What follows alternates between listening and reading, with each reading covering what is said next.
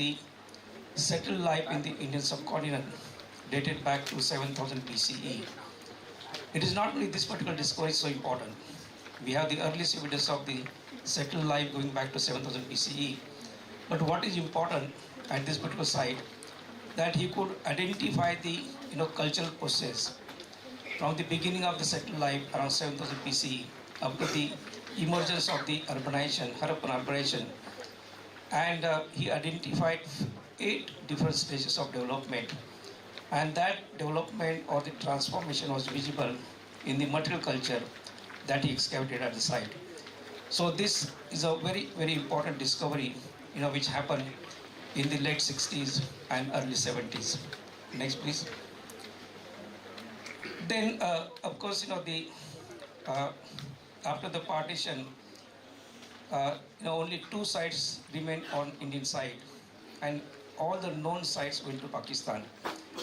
And there was a big challenge for the Indian archaeologists to find out the extent of the Harappan culture on this side of the border.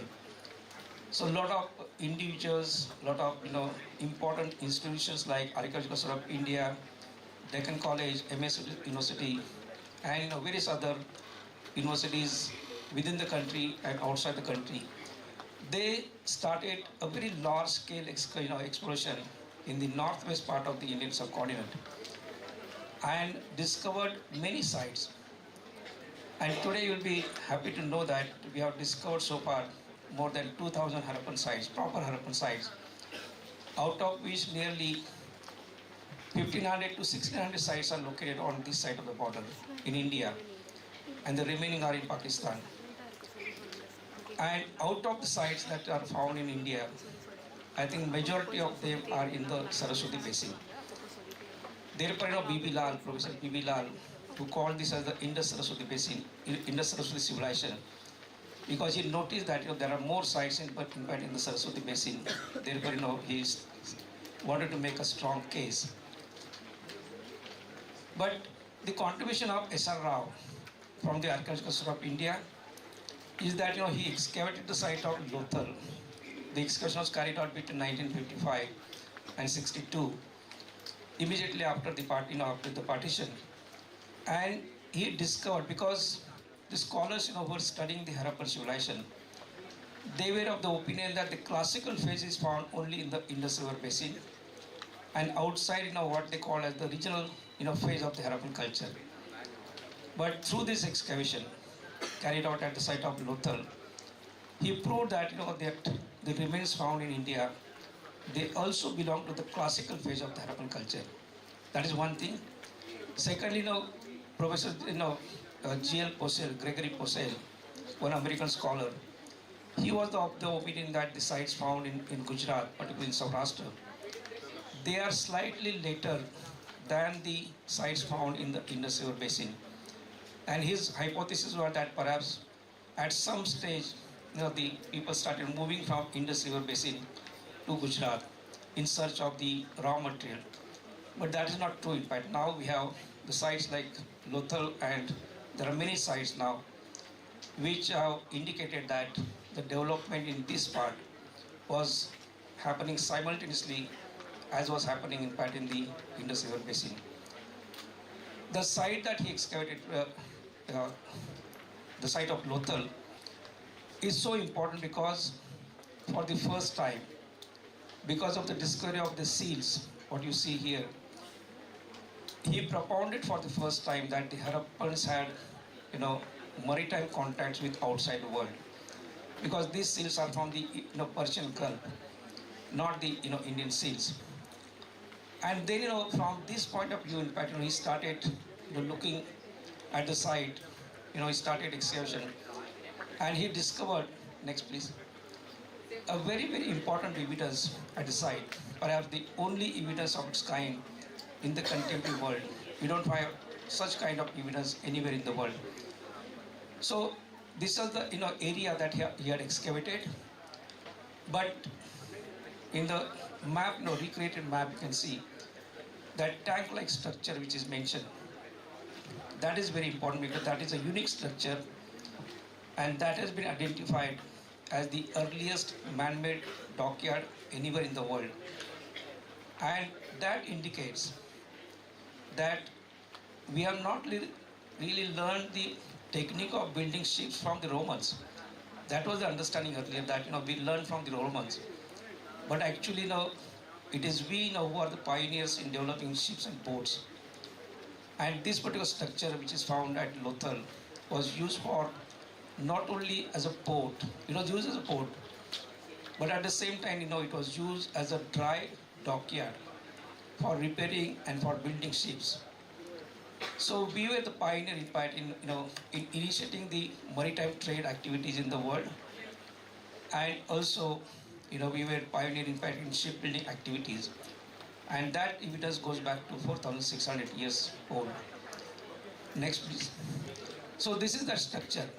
If you visit today, you can see because the site is protected. So this is a very important structure. It is 240 meter long, 37 meter wide, and 4 meter deep. And scientifically it is proved, in fact, the scientists from NIO, National Institute of Oceanography, they have carried out some scientific research at this particular site. And it was proved that this was indeed a dockyard cum port during the Harappan times. So when they excavated, they found evidence which connected this particular structure with the dockyard.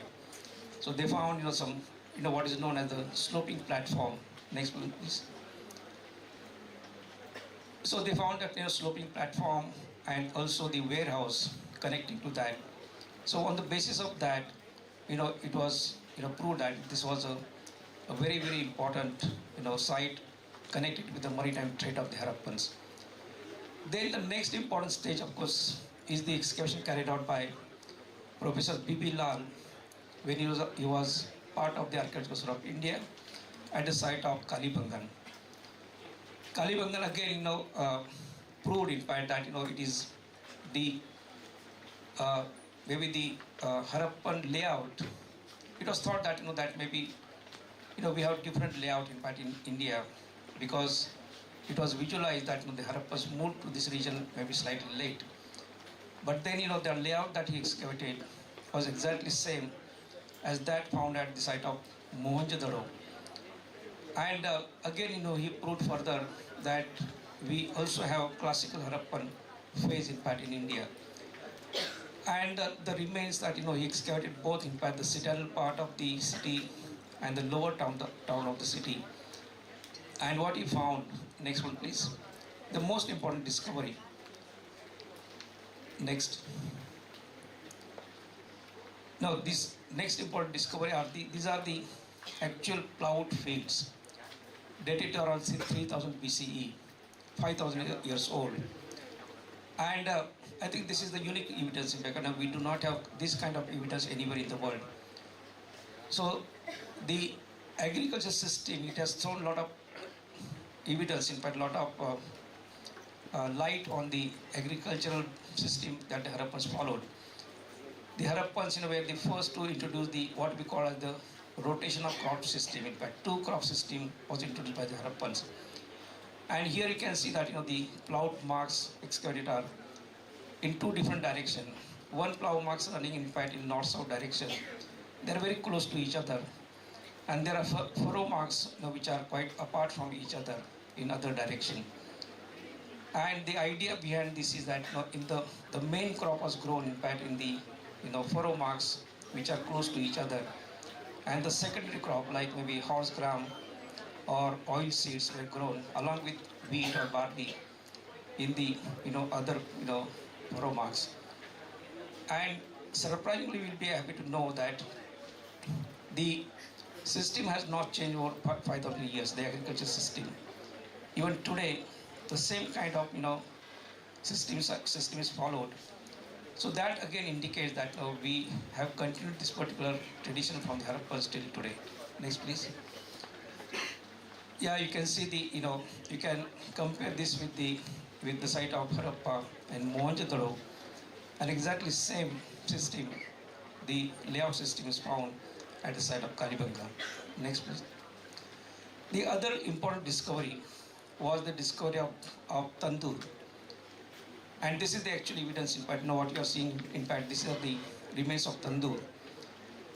And exactly same tandoors are built even today. And you know that the delicacy that was introduced by the Harappans, which is also proved from this particular site, was that chicken tandoor was the delicacy introduced by the Harappans. Actually, the remains of chicken, charred chicken bones are found, and also tandoor at the site of Rakhigadi, and that tradition again continues. So from this point of view also, this is a very important milestone as far as the Harappan research is concerned. Next one, please. Then, of course, the most important excavation started in 2019, 2099, sorry, 1999. The excavation at the site of Dholavira was started by R.S. Beast. And this site is so important because this site can teach you how to build a well-planned city, and the modern town planners can learn so much from this particular city. What you are seeing, Pat, that this is the layout of the city, which was excavated by R.S. Beast from the Archaeological Survey of India. And at this particular site, the city is divided into three parts: the upper town, middle town, and lower town. And this is very important because people like B.B. Lal, R.S. Beast, and myself, we always believe that the Harappans were the Vedic people. And there's a description in fact in the Vedic texts, the ideal town. And the ideal town is described as divided into three parts. So this is the only city, Harappan city, which is divided into three parts, again located in the Saraswati basin, in fact, at the end of the Saraswati basin. So from that point of view, this is very, very important. Next. A monumental site, in fact. If you see the remains at the site, it has a huge fortification wall, almost 18-meter thick fortification wall on top and 25-meter thick at the base. And people were wondering, why such a thick wall was built by the Harappans, because there were no threats for the Harappans. They had no enemies. The contemporary cultures, which were the early farmers, in fact, early farming cultures, they were not advanced, in fact, to create or pose any danger to the Harappans. So then why they have constructed, this particular thick, fortification wall at the site of Dholavira?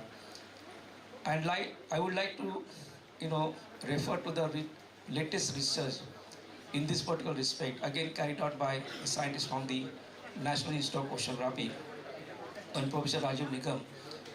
Now, he says that, that this particular thick wall was created by the Harappans to protect the site from tsunami. The site is very close to the, sea. And when they excavated, they carried out some, small-scale investigation at the site. They found thick heap of sand, and that heap of sand was, deposited in one go. It was not gradually, deposited. So there, he suggested that, this has happened because of the tsunami.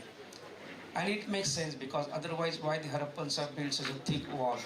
Probably, to protect themselves from tsunami. So that is very important evidence. Then, of course, in between lower town and upper town, they found a lot of open space. And R.S. Beast thinks that, this is the space which was used for conducting some, community festivals.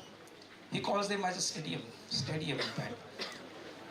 So if that is true, if it is a stadium, perhaps again this is the earliest evidence anywhere in the world. So from that point of view, this is very, very important excavation. Next.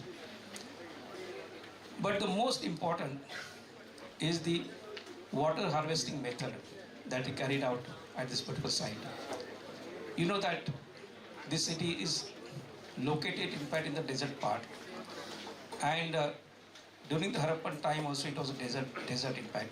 It was a very dry area. But the Harappans had to develop this particular city here because of the significance of the region, because this was on a very important trade route between Sindh and Saurashtra. And they have developed a number of settlements at regular intervals on this particular route. So this was one of them. Then site of Kanmer, in fact, which was excavated by Jeevan Khadakwal, and Surukotra, another site. These are all small sites, big sites, but highly fortified sites. So the idea behind was that that the traders were moving on this trade route, so they can take shelter in fact in the cities, and maybe cities like Kanmer and Surukotra. But this was also hub of the manufacturing, because we are getting the evidence of manufacturing also. Again, connected with the trade activities of the Harappans. But what the Harappans did, in fact, they knew that there is a dearth of water. So they studied the geography and geology of the region first. Not that simply they went there and started developing the city. It is not like that. They had a proper plan. In fact, they studied the geography and geology, and they decided to locate this particular city between two small rivers. There are two rivers, in fact. One is called Manar and the other one is Mansar. And the Harappans, decided to develop this particular city between two small rivers. And what they did, can you go to the next one? No, go back, come back. Okay, next. So yeah, so what they did, you can see the rivers. So they put series of dams on this. This is actually evidence that we have found, in fact, evidence of dams on both the rivers. So put the series of check dams on both the rivers, and they dive. Whenever there is occasional rainfall in the desert part, now these rivers get flash floods. So they diverted the entire flash flood water inside the settlement, and inside the settlement, next please. Next. Yeah, inside the settlement they dug underground water reservoirs.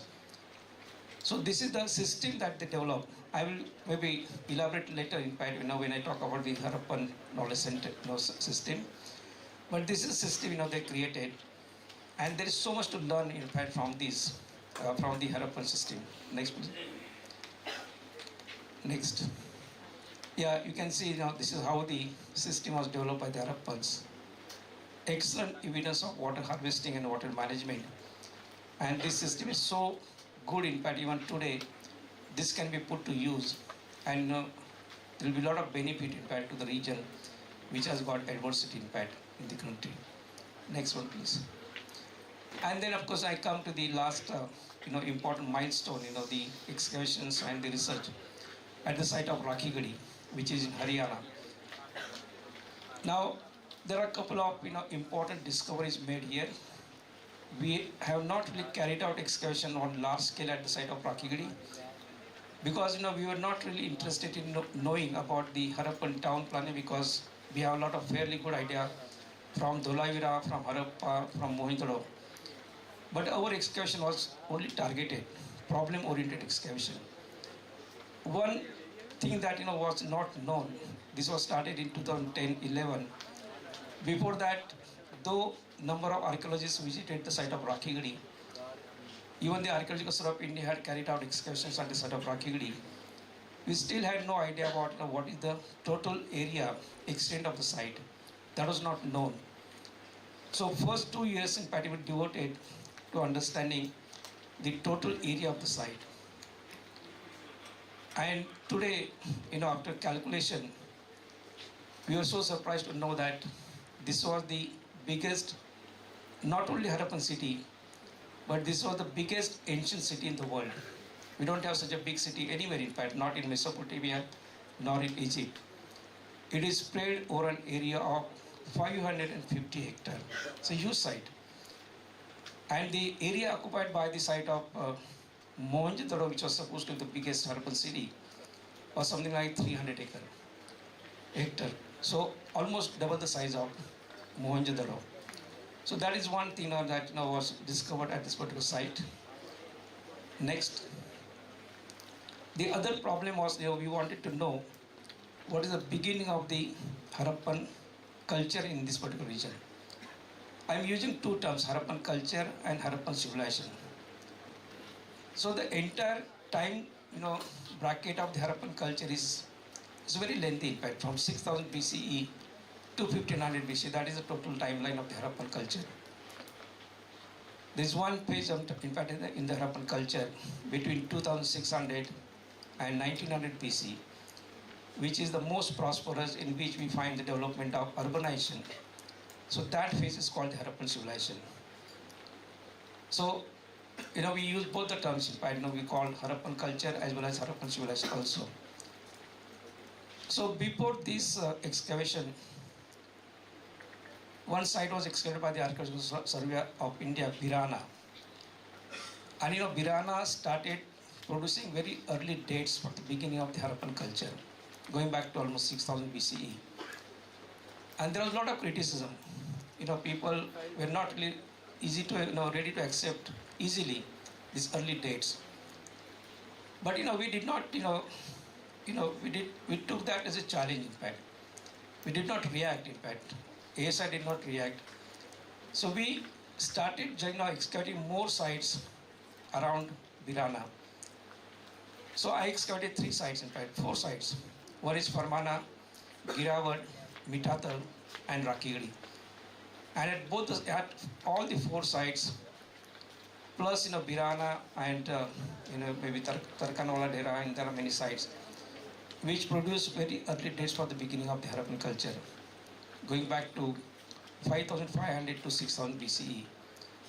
And we, in one of the index trenches that we excavated, we did confirm that the beginning of the Harappan culture is indeed going back to, if not 6000 BCE, at least 5500 BCE. So from 5500 BCE to the development of urbanization, we have studied the transformation. Because we knew that the urbanization has evolved from the early Harappan phase. But how that transformation had happened in the material culture, that was not clear. So we did study, in fact, in this particular section. And we have found a beautiful evidence about the transformation in the architecture, starting with the small pit dwellings, and then transforming into well-planned cities. We have a gradual journey, in fact, at this particular site. So that particular issue was also addressed at this particular site. And the next important, of course, next important was to understand about the Harappan people. Now what you are seeing, in fact, here, I excavated a site called Farmana, very close to the site of Rakigadi, and excavated a large portion of the Harappan cemetery at this particular site, Farmana. And the objective of excavation in the cemetery was to understand the Harappan people. In fact, in 2006 itself, I started this particular project. And if you want to know about the people, you need to get their DNA. That is the only clinching evidence to understand about the people. So one of the objectives at Farmana in 2006 itself was that we can try to maybe generate this particular data, the genetic data from the Harappan skeletal remains. But let me admit today that we miserably failed at Farmana. In between 2006 and 2009-10, we carried out very extensive research at the site of the Farmana. But we failed because we were not ready for this very sensitive DNA research, genetic research in Indian subcontinent. That was a new topic, in fact. We wanted to develop this particular research. Our methodology was not conducive for that, because we followed the conventional method at Farmana. We excavated at one and same time, number of burials, kept them open. And towards the end, maybe after 2 or 2.5 months, we were looking for the DNA from the skeletal remains, which was not there. In fact, even if it was there, because the skeletal remains were kept open for nearly 2 months, whatever remains were there, perhaps they must have gone away. So there, we failed, but then we learned from that. In fact, then after that, we came in contact with some of the international scholars. Particularly, we came in contact with the scholars from Seoul National University in South Korea. I think Seoul National University has one of the finest forensic science departments. And they suggested that they also have successfully studied the ancient DNA in some of the ancient sites there. And they suggested that we need to change the methodology of the collection of data, of the excavation of the data. And that is why we started following that particular method. Next, please. Next. See, we did a lot of scientific, whatever scientific discipline, scientific analysis possible. That was done in fact on the samples from both Farmana and Rakigiri.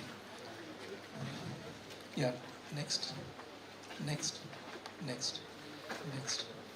Next. Next. Okay. No. Previous. So, previous one.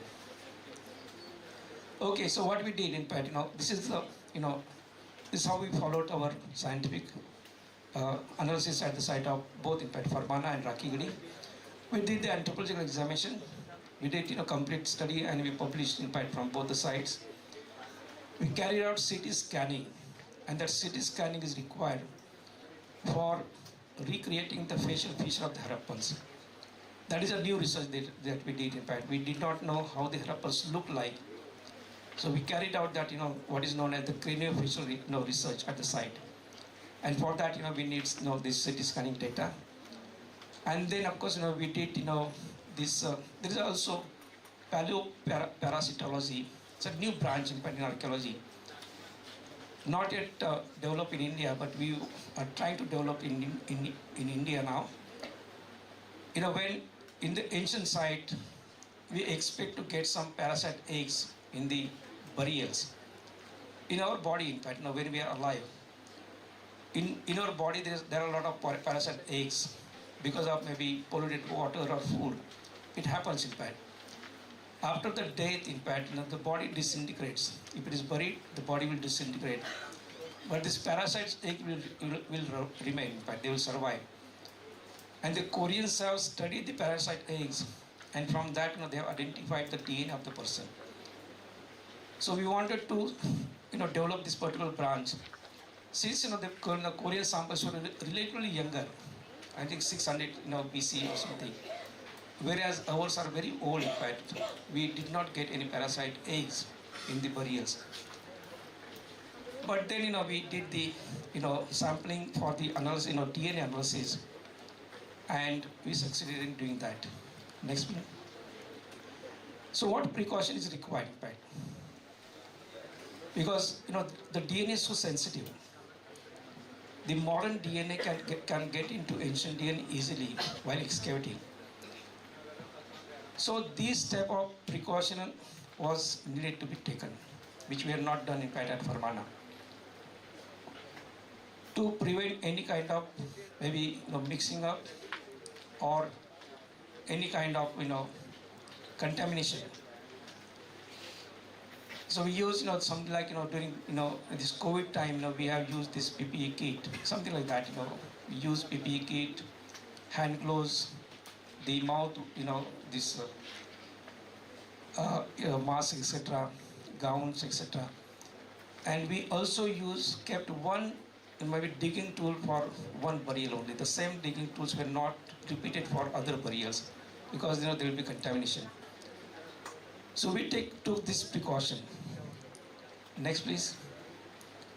So all the excavation was done in fact by taking this precaution to prevent any kind of contamination with the ancient site or ancient DNA. But let me tell you that we started when we found the DNA. When we started analyzing DNA, we were surprised to find some East Asian elements in the Harappan people. It is not expected because the Harappans never had contact with China, Korea or Japan. So how that DNA has come into the Harappan people? And then we realized that one of our students was from Korea, who was actually excavating the site. So in spite of taking this precaution, the DNA could get into that easily. So it is that sensitive in fact. It is so important that we take precaution. Next, please. Then while handling the samples, When the samples were brought to our laboratory, we took proper precaution by using the same method. Next, please. Then we also generated while excavating, we generated the matrix data, the measurement data of the bones of the Harappan people, because that is required in fact for the craniofacial research recreated. Next, please. This is how the some of the Harappan skeletal remains were subjected to CT scanning. So that data was used also for the reconstruction of the facial features of the Harappans. Next. And then we have done that, we have developed a special software for the reconstruction of the facial features of the Harappans. And step by step, we were able to recreate the Harappan facial feature, how exactly the Harappan people look like. So the Harappan people at Rakhigarhi, they were, rather the modern people of Haryana, they look exactly same like the Harappans, same height, same build, and same maybe color scheme, etc. So this was done in fact, this is for the first time never shown. Next. And you can see that we have one, the upper is the Harappan boy, and you can compare with the modern boy, the Harappan woman or the modern woman. Now this is the first stage of the research. Very, very, very costly research. In fact, when we did this research, DNA and craniofacial, we have spent nearly 3 or 4 crores in fact for that research. But through that research, we can only achieve how the people look like. But the next stage, which is so expensive, is that we can also through this DNA research, we can identify the color of the skin, color of the eyes, and the color of the hair also. So that is the next stage, which we are not yet initiated because we need a lot of money for that. But this is very important that this kind of research. So ultimately, what I wanted to show here, that the excavation we started as a some kind of a chaotic excavation. Today we have achieved so much scientific research, scientific results from the site, and the whole world has really believed in our research capabilities.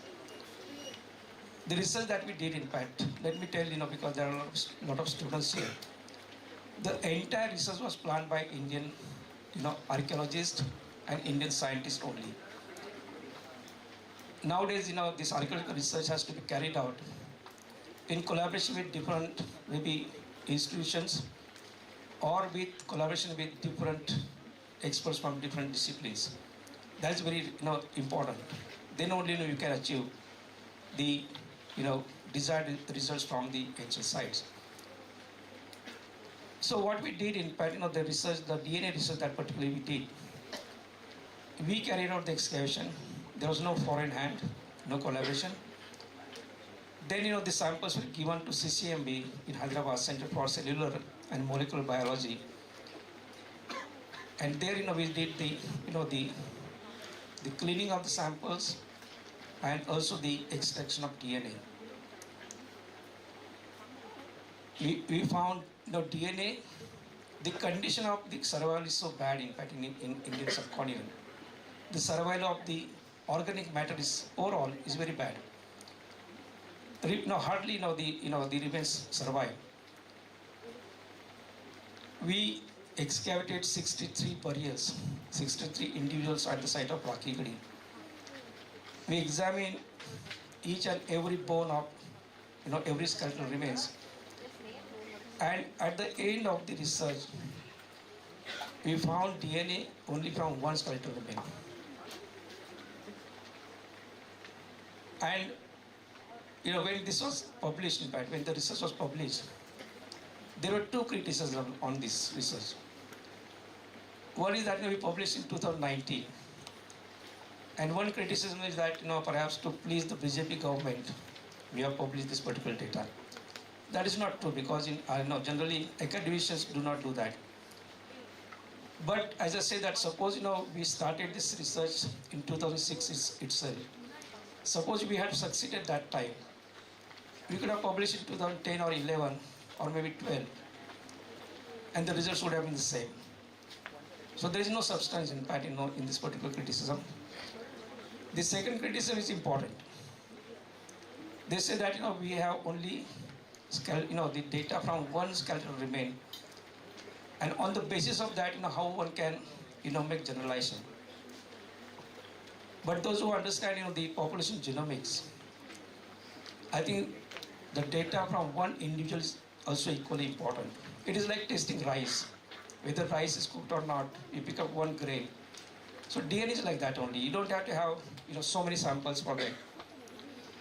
And this has given us complete history of South Asians, right? What are the roots of our of our genes, and how the genes are mutated. So all this information is available, in fact, because of this one skeletal remain. So this research is very, very important, and let me tell you that the whole world has acknowledged this particular research, because we published this research in 2019, and immediately after that there was a big conclave of the International Conference on Genomics. It's a big body of the scientists, and they had recognized 9 breakthrough researchers in the world in 2019, and Rakhigarhi research was on top of that. So that indicates that that the whole world has realized and accepted this scientific data, which is very important. So this is how this is the journey, and these are the important milestones which I wanted to discuss with you. Thank you very much.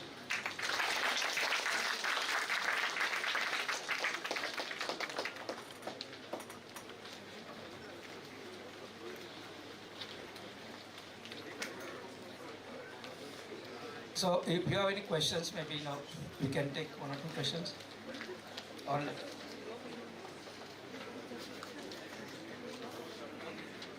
so I'm taking the next session also after lunch immediately. So if you have any questions, we can discuss that time also. Thank you. Please.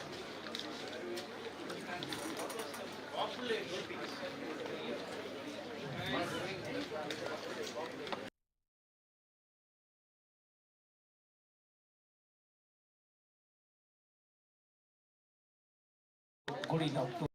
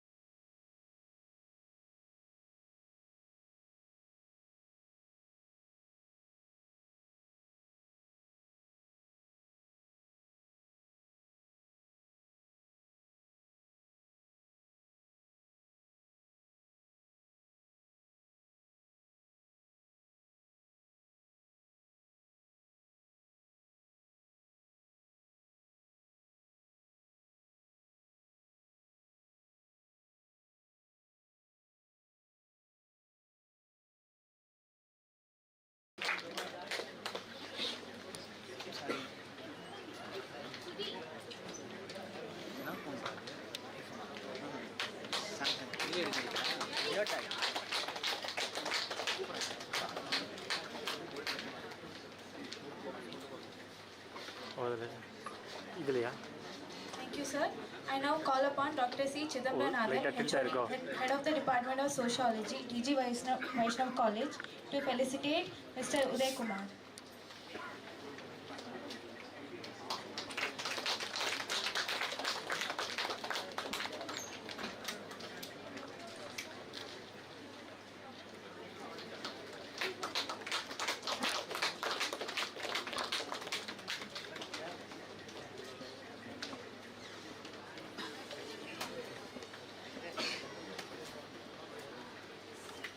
As we move into the next session,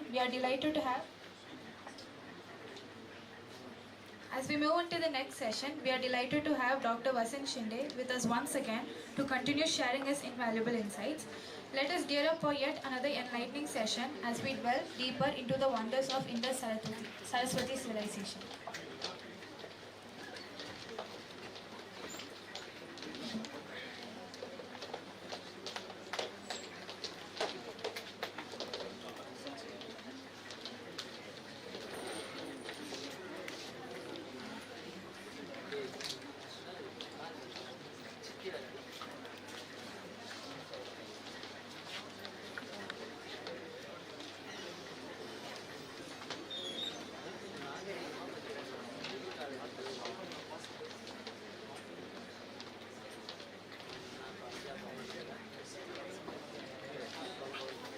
Chiru.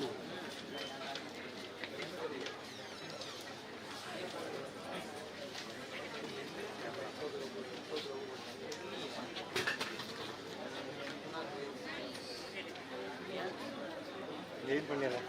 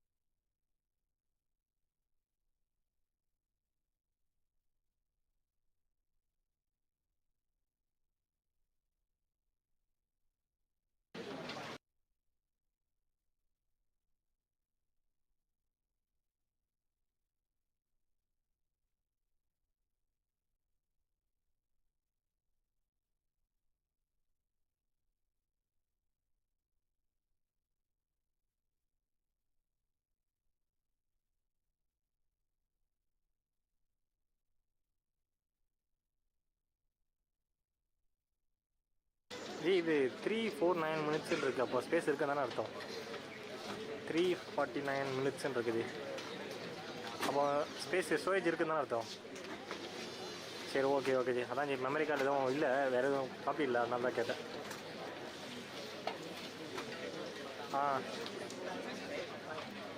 அப்போ okay G, பிரச்சனை இல்லை. சரி,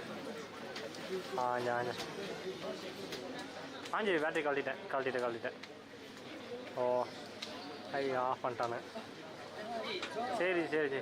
ஆனால் நான் அப்புறமா திரும்பி 2 வாட்டி battery போட்டு பார்த்தேன். அதில் சார்ஜர் அதிலே தான் இருக்குது, 19 தான் இருக்குது. பேட்டரி 19 தான் இருக்குன்னு ஏறுறதுக்கோ. சரி, okay.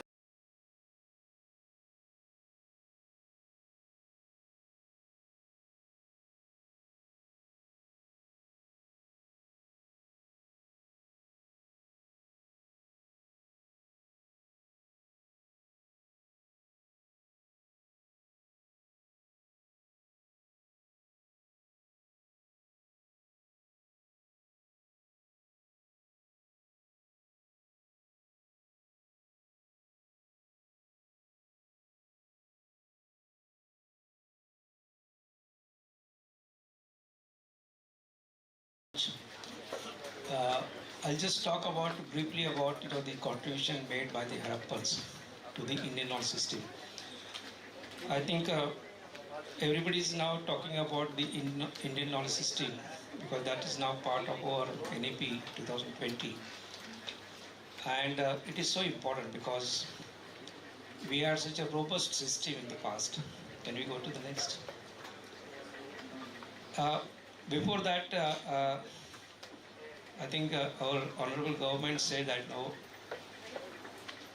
that the general question, query among the people that why we study archaeology, what is the use of archaeology, and this is not the question.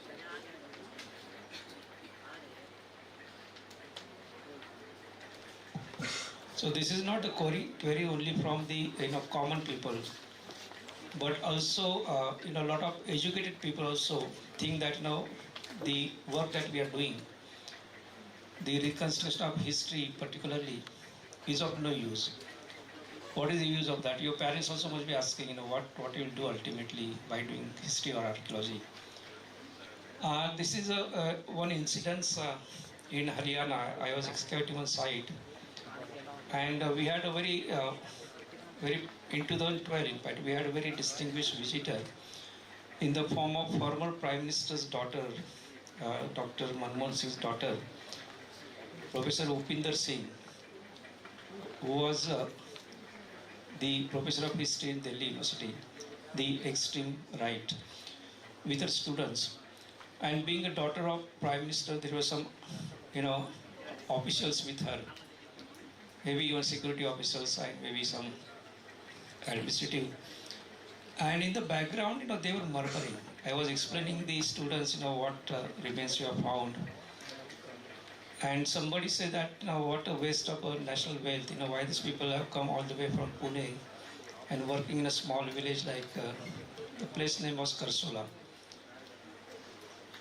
And somebody said that maybe there's some wealth buried here, so they want to, take away the wealth buried here.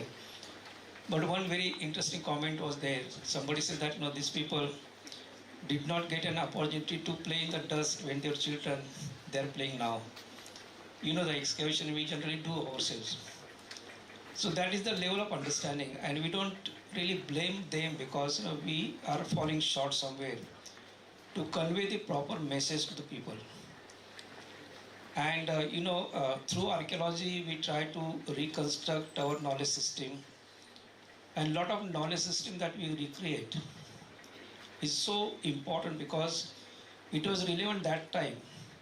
At least, I can say 5,000 years ago, they created this knowledge system which was working very well for them. And even today, the same knowledge system is working well for us also.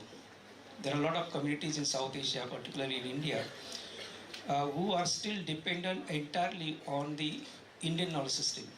We have a lot of potters following the typical knowledge system even today. There are bead makers in Khambat. Somebody is going there, in fact. I think you are going there. So they are using the same technology, 5,000 years old technology, and producing beautiful crafts. And they are making roaring business, particularly the Khambat Anwar, who is making beads. I think he has got orders from all over the world. In fact, he's doing such a roaring business. So we have to convince people that whatever study we do that is relevant to the society, and to some extent we play a very important role in social or the nation building also. That is very important. Through our knowledge, maybe we can train these people, and maybe they can make their product much better than what they are doing, and that will have much better value. So that is how we have to help them. Next one, please. So very, very healthy knowledge system we had, and because of that, India's GDP was so high in the world, in fact, highest in the world, and that is mainly because we had such a robust knowledge system, and that knowledge system was perfected. In fact, it was started maybe 9,000 years ago, and it was perfected, by the Harappans. And that knowledge has continued till today. So I will be speaking about that, knowledge system that the Harappans, how, where it originates, and how the Harappans have taken the benefit of that. Next, please. So of course this is our timeline. Next. These are some of the, so the person who made, stone tool is considered the best, maybe technician, because he could fashion the tools to meet his demand. These are the tools, which were so, effective, and, they were so functional in fact for the people. And by the way, this is the tool in fact found in Rivat, a place in Pakistan, which has yielded perhaps the oldest Stone Age date, maybe around 2 million, that is 20 lakh years. Next, please. And then, of course, in the stone, stone tools, we have some maybe gradual change in the technology. Next, please. And then a very, important system developed. Maybe, the monsoon system develops, and that has the consequence of the development of agriculture in South Asia. The agriculture developed in different parts of the world, and agriculture also was important in South Asia. And these monsoon systems, the summer monsoon and winter monsoon, which became very active, they played a very, very important role in that respect. Next, please. This is the timeline for the from the beginning of agriculture. Earliest evidence comes from Mehergarh. There are two sites, rather type sites in the Indian subcontinent, where we have the earliest stone tools, earliest, the agricultural evidence. One is Mehergarh in Pakistan today, and the other one is called Laura Deva, which is in the mid-Ganga plain, which also has the earliest evidence. And then, of course, we have the continuous cultural sequence from there. Next. I showed this map. I told you the advantage of this. There are a lot of resources which were exploited by the early farmers. Next. And this is the area, but you can see in the background, these are the mountains, the Balochistan mountains, and the Kutchi plain in the foreground, which is very, very fertile and ideal, in fact, for the early farmers. And because of that, the agriculture happened in this region. Next, please. The site of Mehergarh, you can see the cultural, the entire section of the site, and in this, they could excavate 8 different stages of development at the site, starting with very simple, mud structures, and gradually growing in that. Next. We have the evidence of the domestication of plant in the form of wheat and barley. Actual, charred remains of wheat and barley excavated. Next.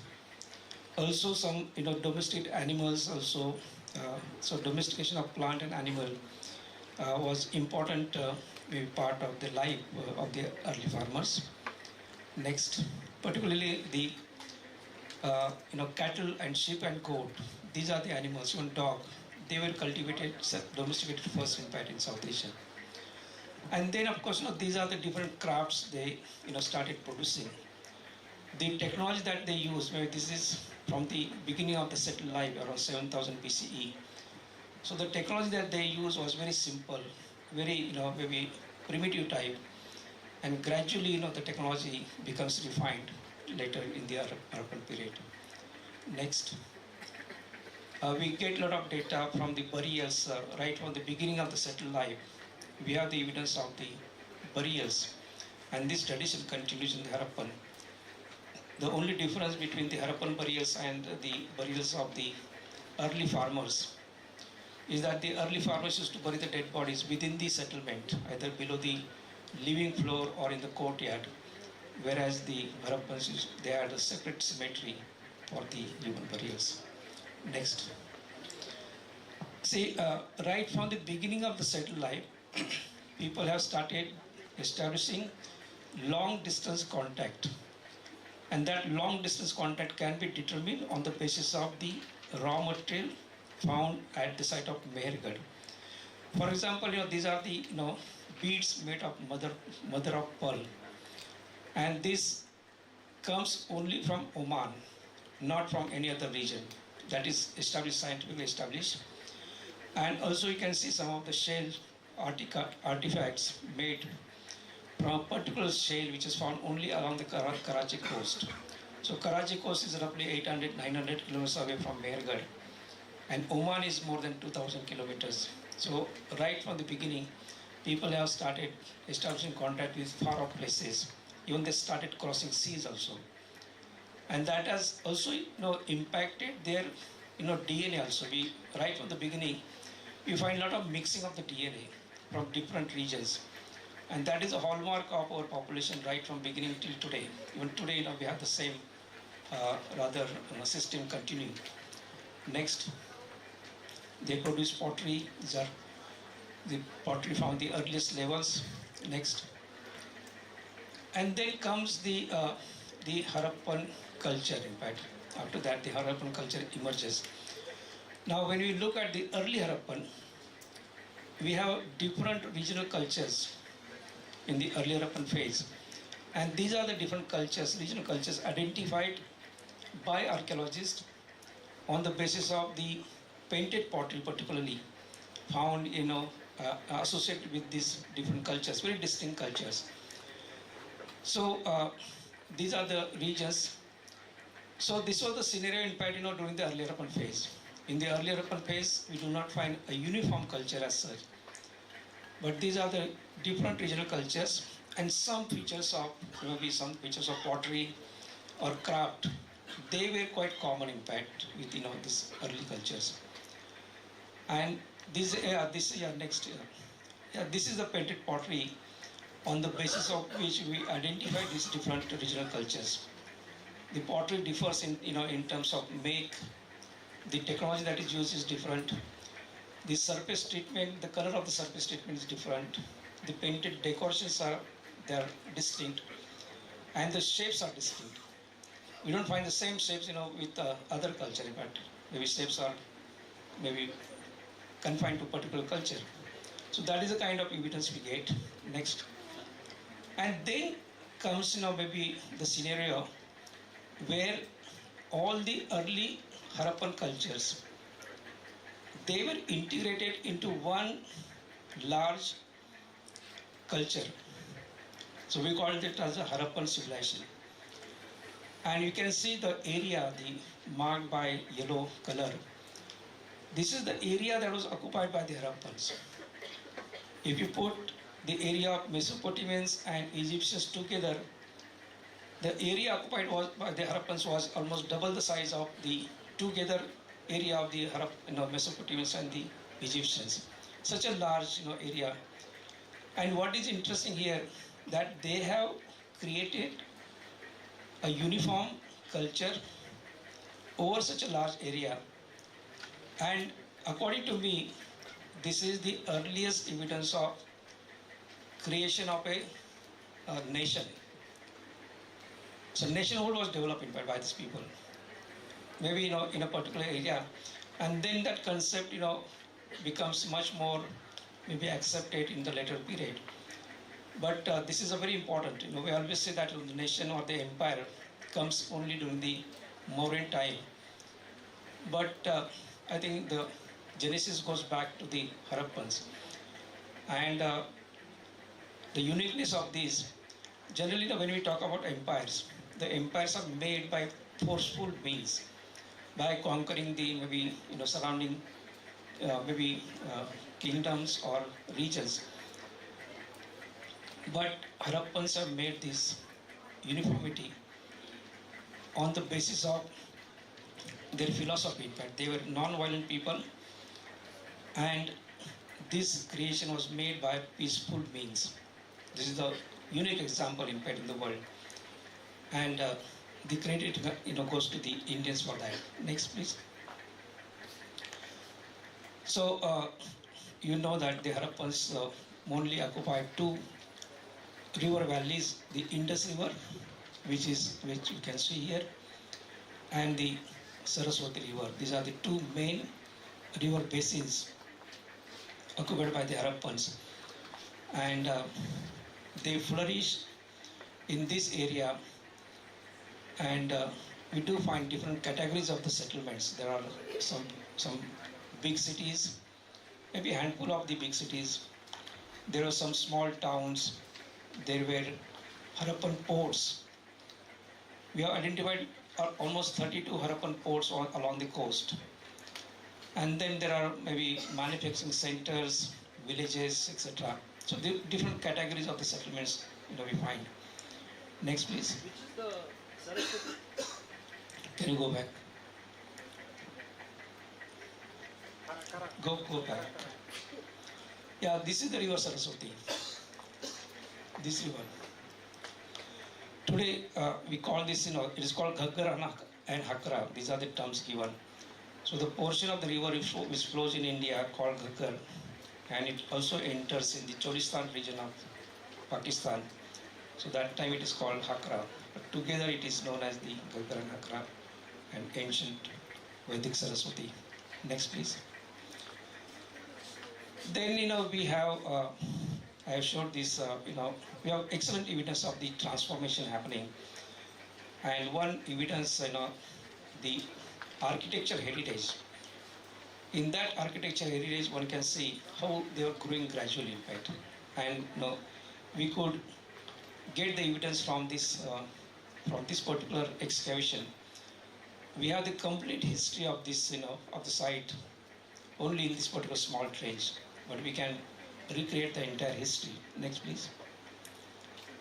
Next. You can see, in the lower levels there are some circular features.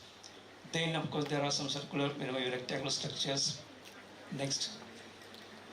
These are some of the circular features found in the lowermost levels of the early Harappan phase.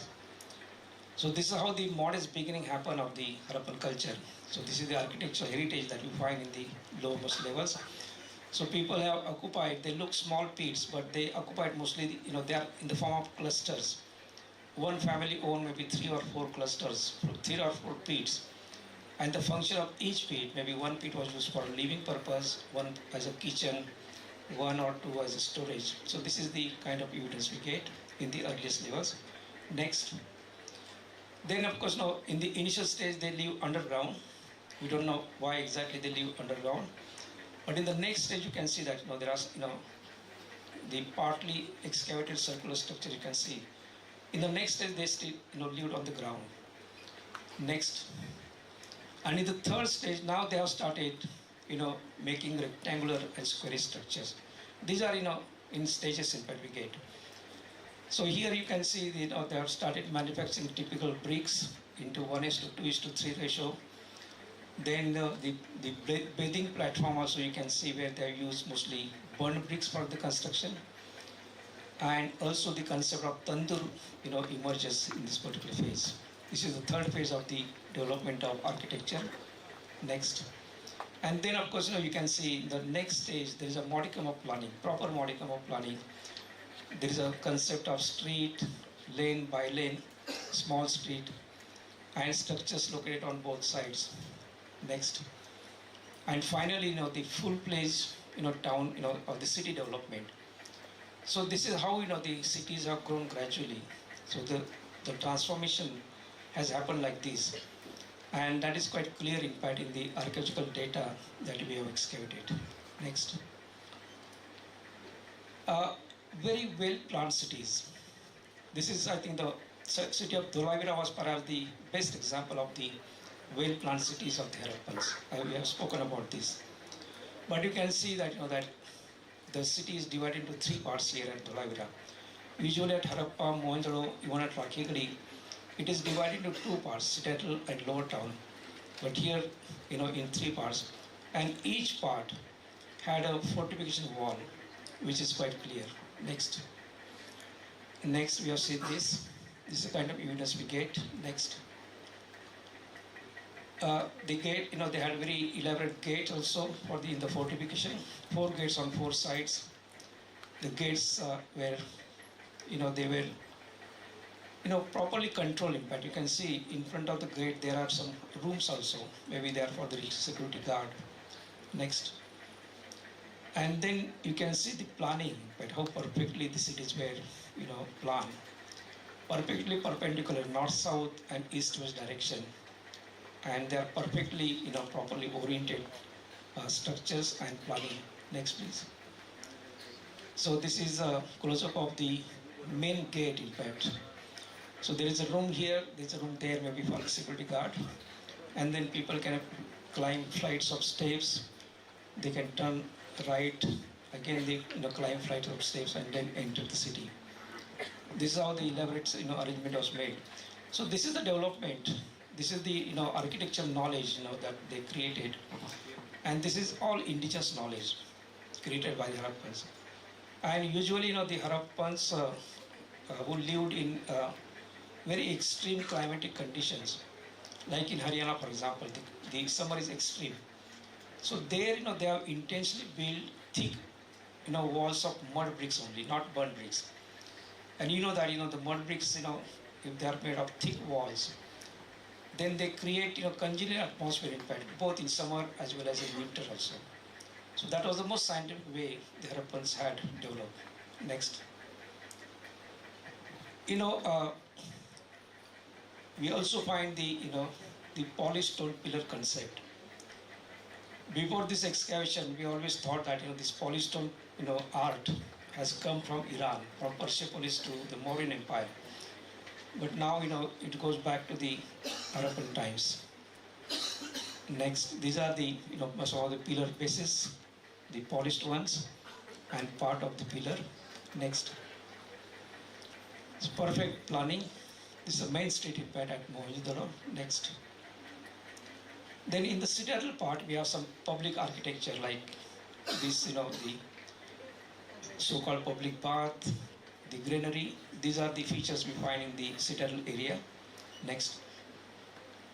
Even the concept of window, you can see the lattice window they developed. Even today we carry the same concept. Even the door frames were developed by the Harappans, and there is not much change in fact in the. So these are some of the replicas of that found in. Yes. Next, please. So there was a trade in fact in these. Next. So we are not, the pattern has continued in fact for 5,000 years. Even if you see the modern settlement, it looks exactly maybe the replica of the Harappan settlement. So there is so much continuity. Next. One important knowledge that they gave to the world is the construction, or rather scientific construction, what we call as the English bond, in which even today this method is followed in fact all over the world. So when we construct a brick wall, one line of the brick is kept maybe horizontal, the next vertical, header and stretcher method. So it is called English bond, but English people were not really aware about this till 14th century, whereas this was developed by the Indians 5,000 years ago. Next, some of the instruments they use for the construction. Next, these are some of the measuring instruments found at the sites. Next, even the concept of whale was developed by the Harappans for the first time. Next, you will think that this is a modern bathroom, but this is actually the Harappan bathroom, evidence of the Harappan bathroom. So they were the first in fact again to develop the concept of toilet and bathroom. Not only that, they also created the decorated tile patterns in fact. These are the tiles made of terracotta by the Harappans. Next. The concept of commode, we always thought that Britishers brought, maybe Europeans brought here. But this is the earliest evidence of commode anywhere in the world. Next. And they also had a flushing system also developed by the Harappans. Then they are known for the drainage pattern, beautiful, they are closed drainage attached to the toilets, open drainage attached to the bathrooms. Next, we find the network of that within the Harappan cities. Next, and they followed very simple. In fact, the water was flowing from the higher to lower. That gradient pattern was followed by the Harappans. What they did in fact, there was a network of the drainage pattern within the Harappan cities.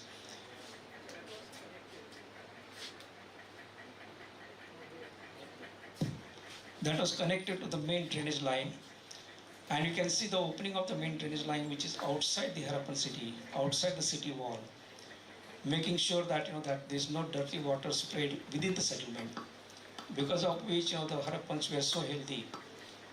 So we were studying the pathology at Farmana, and some of the Korean scientists were involved in studying this aspect. And at the end of the study, they were so disappointed because they were not able to locate a major disease prevalent during the Harappan times. They were so healthy because of the type of cities that they develop in fact. Next. Today we don't learn from them. In Rakigadi, the modern village, the plant looks exactly like Harappans. But see the drainage in fact open in the street. We don't learn in fact sometimes from the history. Next.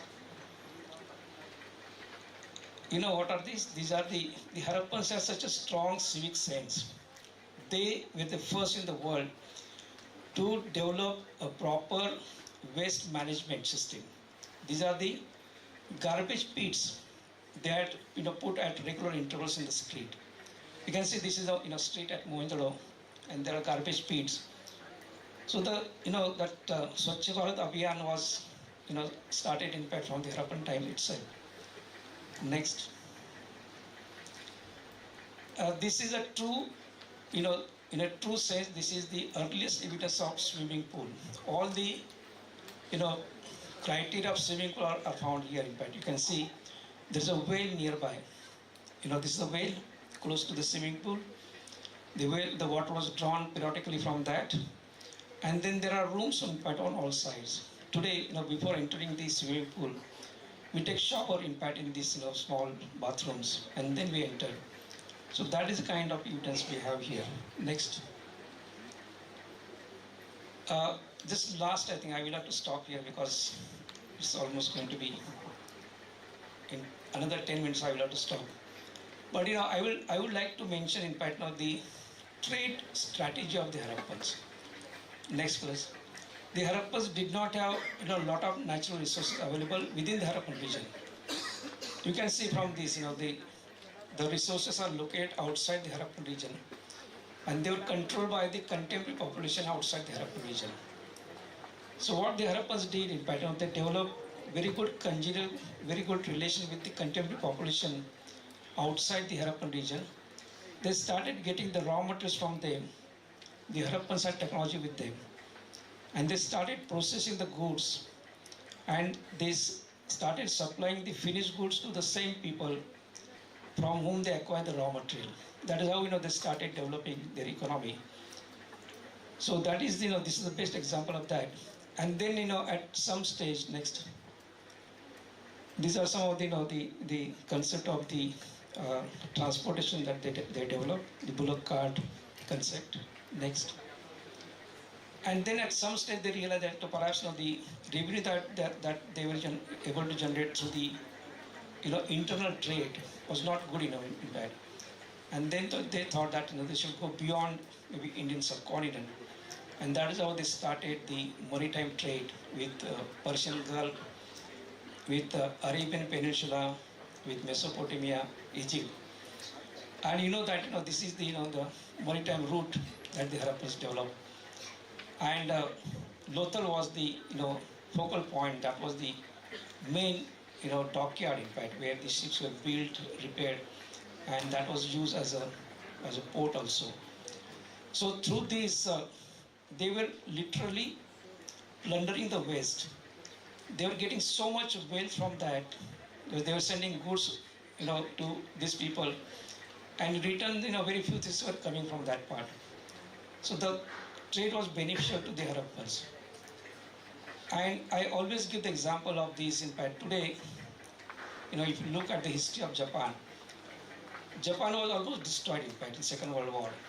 We have visited, myself and Jivan, Hiroshima and Nagasaki, and nobody really thought that Japan will rise again. But Japan rose within 10 years, rather 15 years, and in 1964 they could showcase the tremendous progress they've made in fact in the field of economy. And Japan adopted the same technique as the Harappans.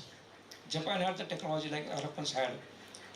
Japan did not have raw material like Harappans did not have.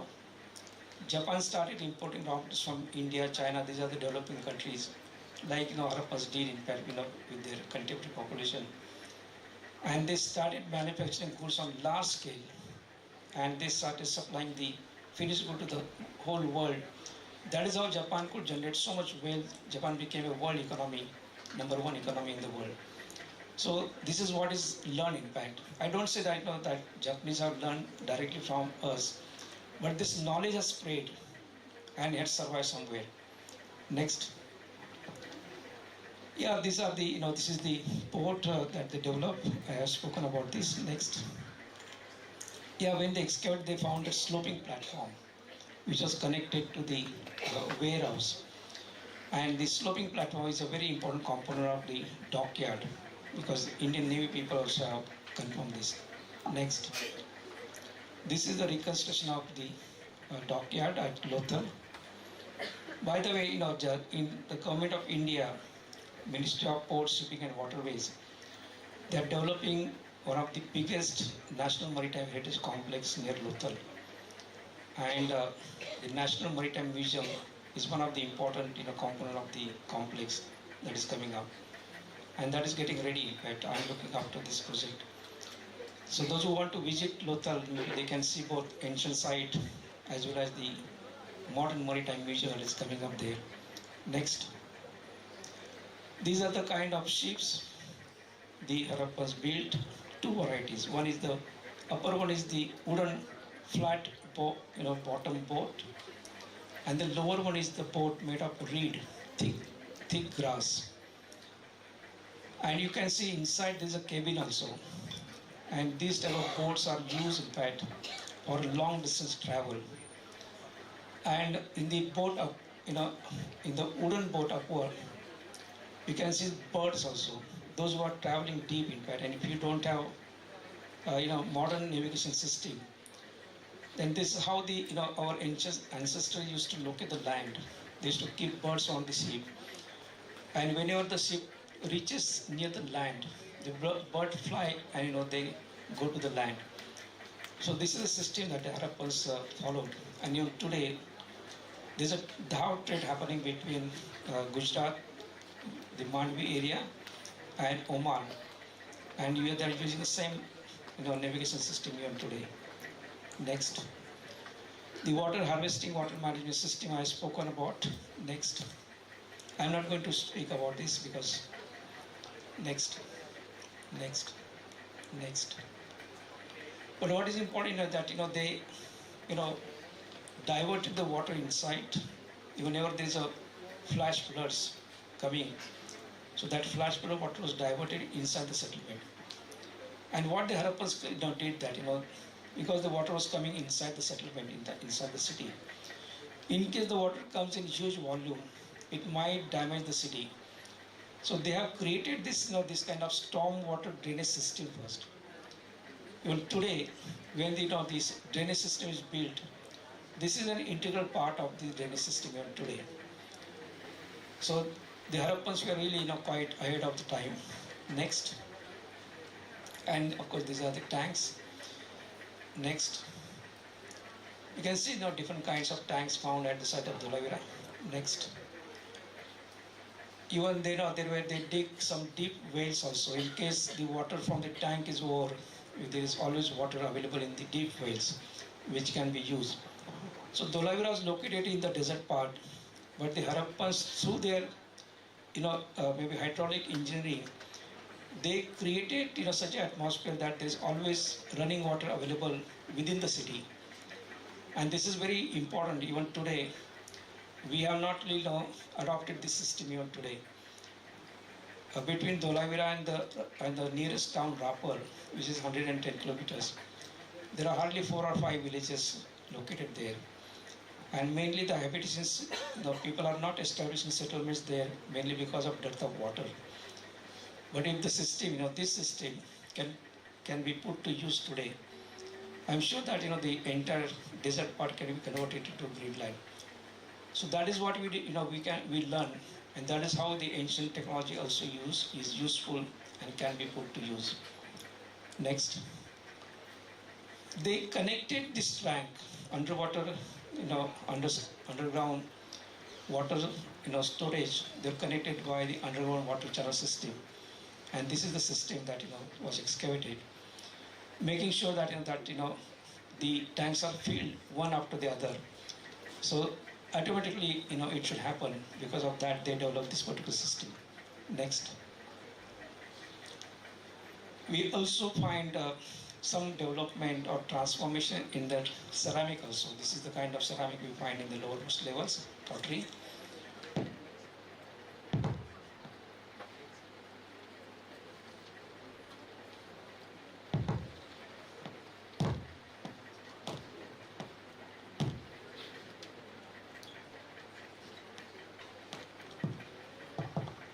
So in the middle phase, of course, the pottery has started becoming refined.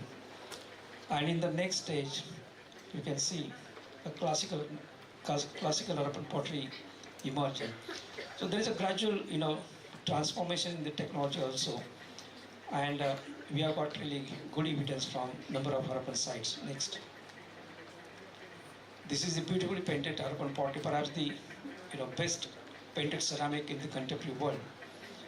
And the technique that they use for firing, because these pots are 4 feet or 5 feet high.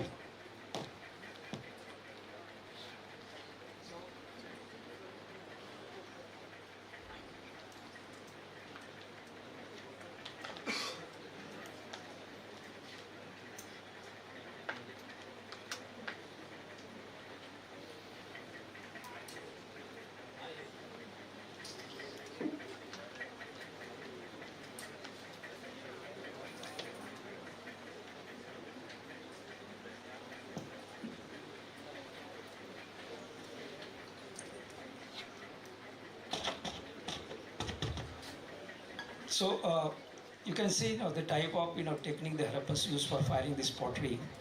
We do find next, we do find evidence of the very scientifically developed pottery keels. These are the keels. These are the closed keels we find at the Harappan sites. Next. Next. We have a lot of evidence of that. And even today, the same kind of pottery is being made in different parts of, maybe particularly in the western part of India, in Gujarat, Rajasthan, and even in Haryana. And next one. Even the technique of making pottery is exactly same as the Harappan technique. The Harappans also use wheels for making pottery. Next. The painted decoration system has continued. The tradition has continued from Harappans till modern times. Next. There is a pot from Lothal, on which there is a story of the thirsty crow. I think your grandmother must have told you the story of thirsty crow. The origin of that goes back to the Harappan times. So a lot of as I say that lot of traditions and a lot of concepts have continued from Harappans till modern times. Next. These are the articles made of semi-precious stone, and they had a great demand. But these articles made of semi-precious stone had a great demand in West Asia, particularly in Oman, then Mesopotamia, and also in Egypt. Next. So they developed a technique for making these. Next. Also, some beads were decorated by using what we call as the edged carnelian beads.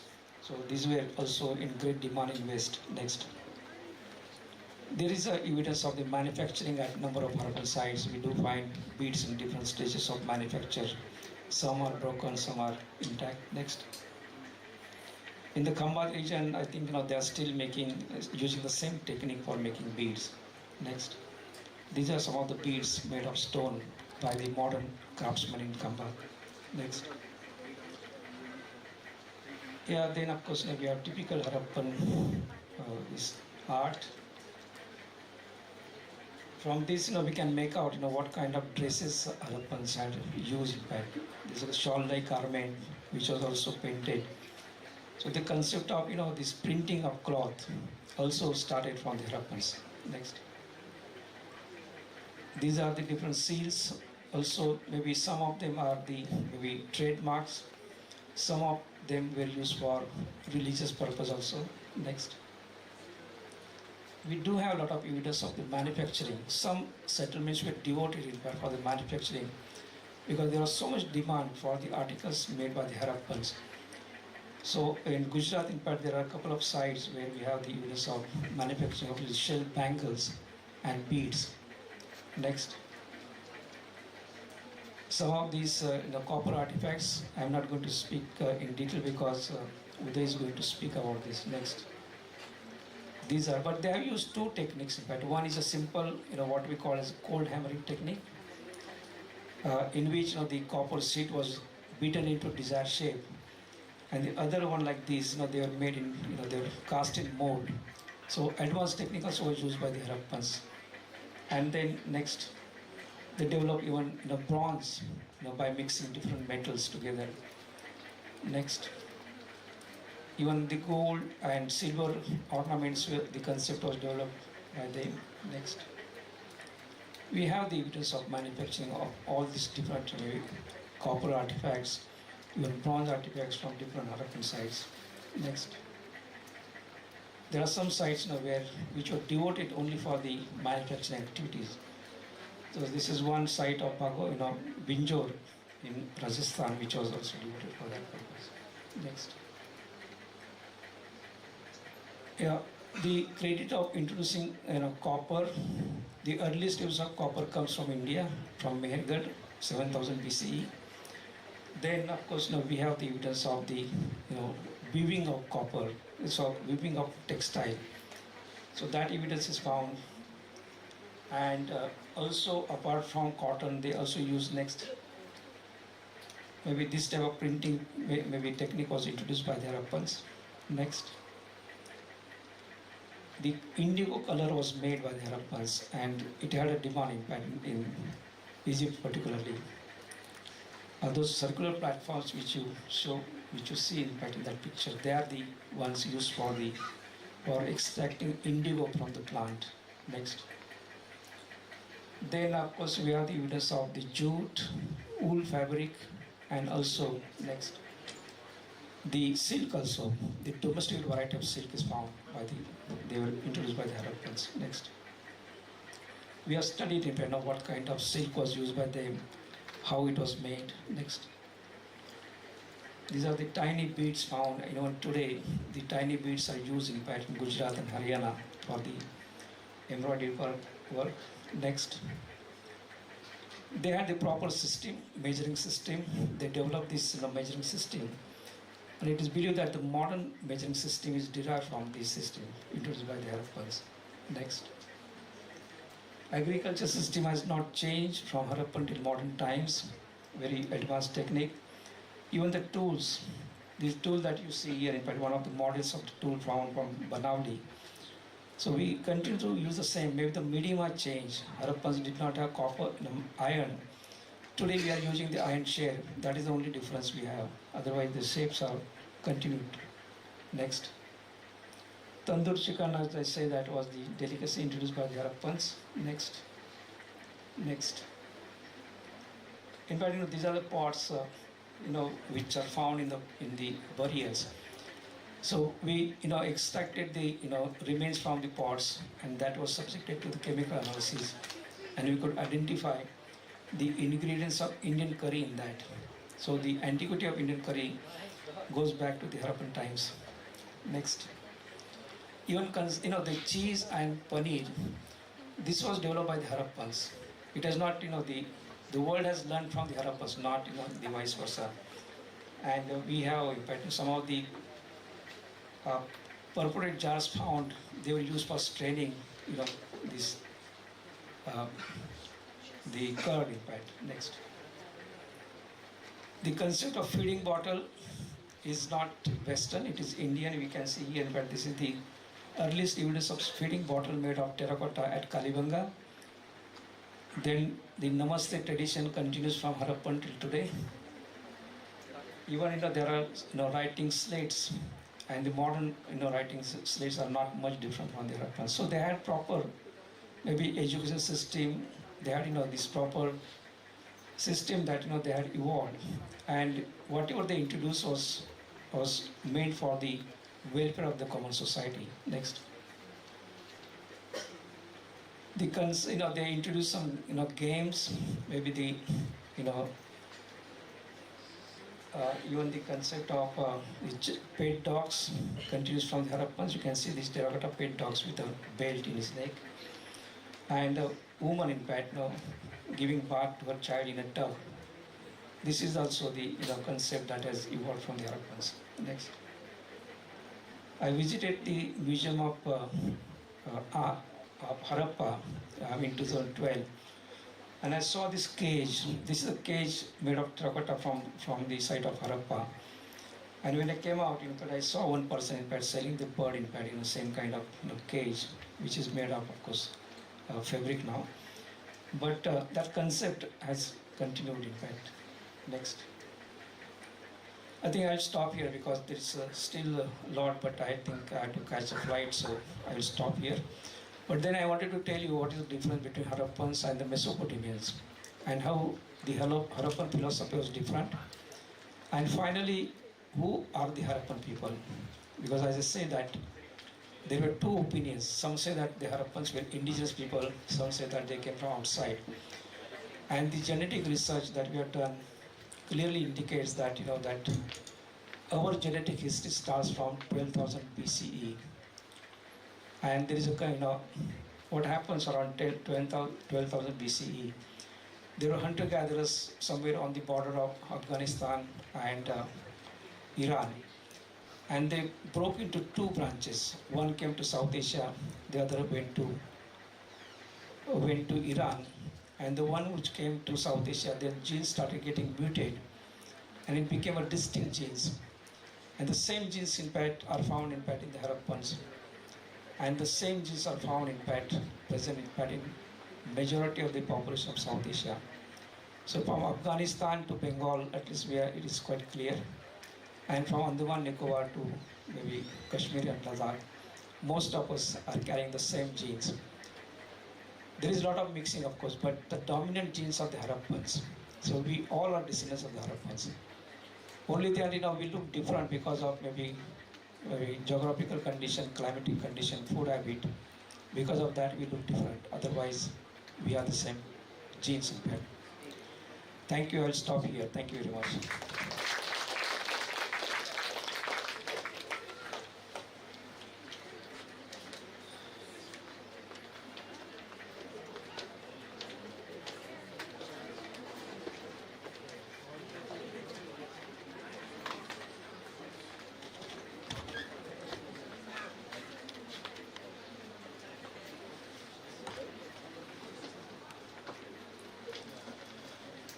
As we conclude this session, let us carry forward the understanding that history isn't just what we read, it's what we choose to explore.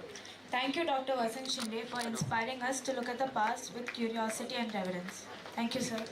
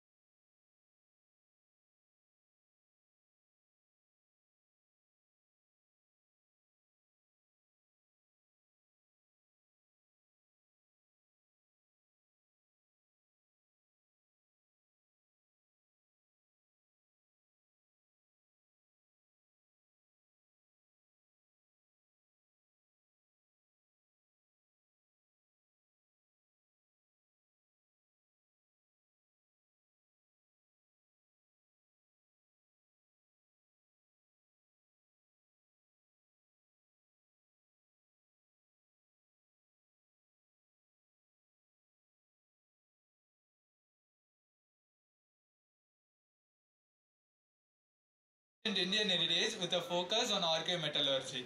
He has conducted extensive research and workshops on bronze casting and has published papers in esteemed journals such as Heritage, Deccan College Bulletin and Pakistan Heritage.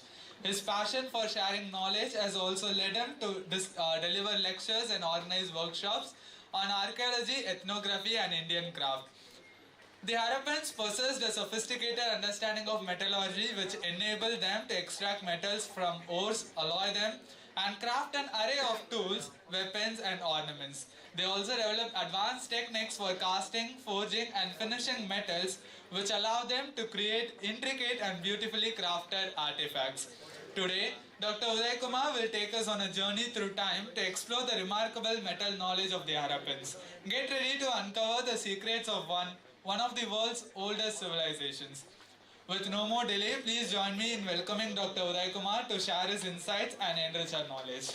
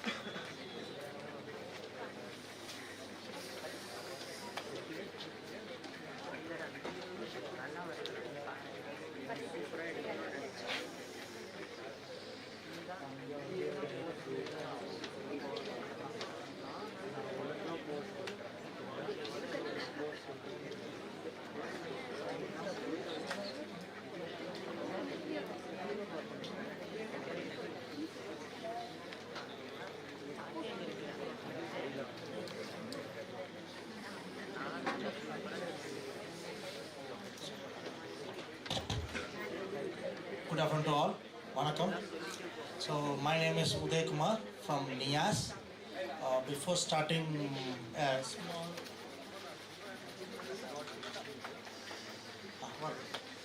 before starting, I would like to take opportunity. Thanks to Dr. Rama Devi and the team which was worked for last 15 days for this workshop and conference. So today I'll be speaking about little bit before you have seen the ocean of Harappan. Professor Shinde has explained what is Harappan culture period, what are the technology. But here my research is completely focused on the top of the Harappan culture period.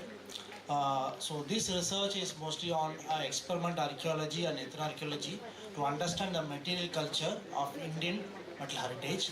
Okay, and here the question is about the research is why Harappan, especially Harappans, as they are very masters in all technology like architecture, bronze, beads, everything. But as contemporary to the Harappan civilization, they have not made huge sculptures like what we have Cholas or Egypt, Mesopotamia. They are making sculptures or metal objects very small, very tiny, not more than 15-20 centimeter. What was the reason? They have sources, they have technology. What were the sources might be? They are compressed with the small metal artifacts. This is the question of the research. And the art of bronze image production is one of the oldest art. So we have the major, like you see Harappan dancing girl and other artifacts, and still this technology is followed by century of century, and still we have traditional Chola bronze are started from this technology, and you could see Dokra craft and other metal artifacts. And the Harappan was well established and other technology also, like beads, ceramics, shells, and architecture. Other every technology, they are well versed and they are masters. So these technology are still following by modern equipments. But why the reason? What was the reason they have made a small images? So there are evidence. We have no evidence. We cannot say, because there is plenty of evidence of furnace, crucible, copper artifacts, bronze artifacts, everything we have. But what is the reason? So the research question, like for especially in a concern to archaeological research, we need to have a research questions and problem. Then only we can give the solution for the research. Without research question, there is no meaning of doing research. So any research, we should be have a proper research questions, like the Harappans were engaged in various techniques like metal technology. And as concerned to the metal technology, there's a lot of techniques are there. Even technology, a lot of techniques are there. Like according to the DP Agarwal 1971, we have a shaping native copper hammering and cutting, which they use for tools.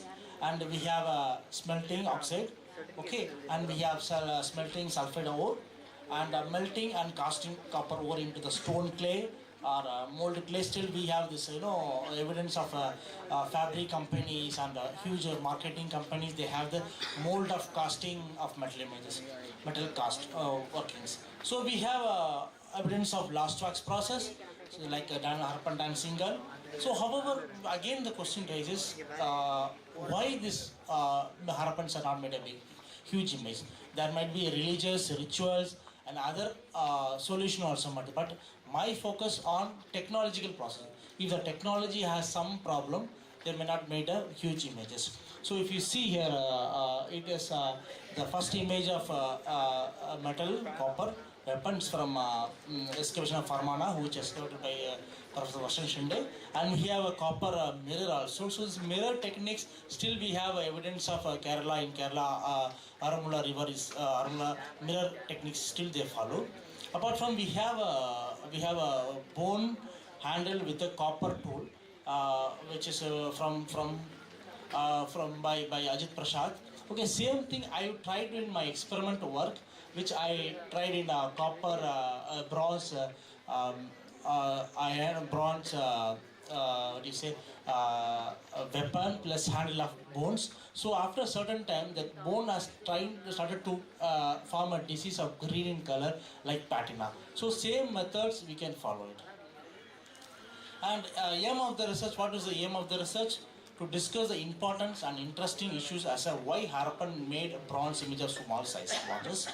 This research does not indicate the Harappans are not prominent in bronze casting, but they also had limitations due to many factors. Many factors here I focus on technology.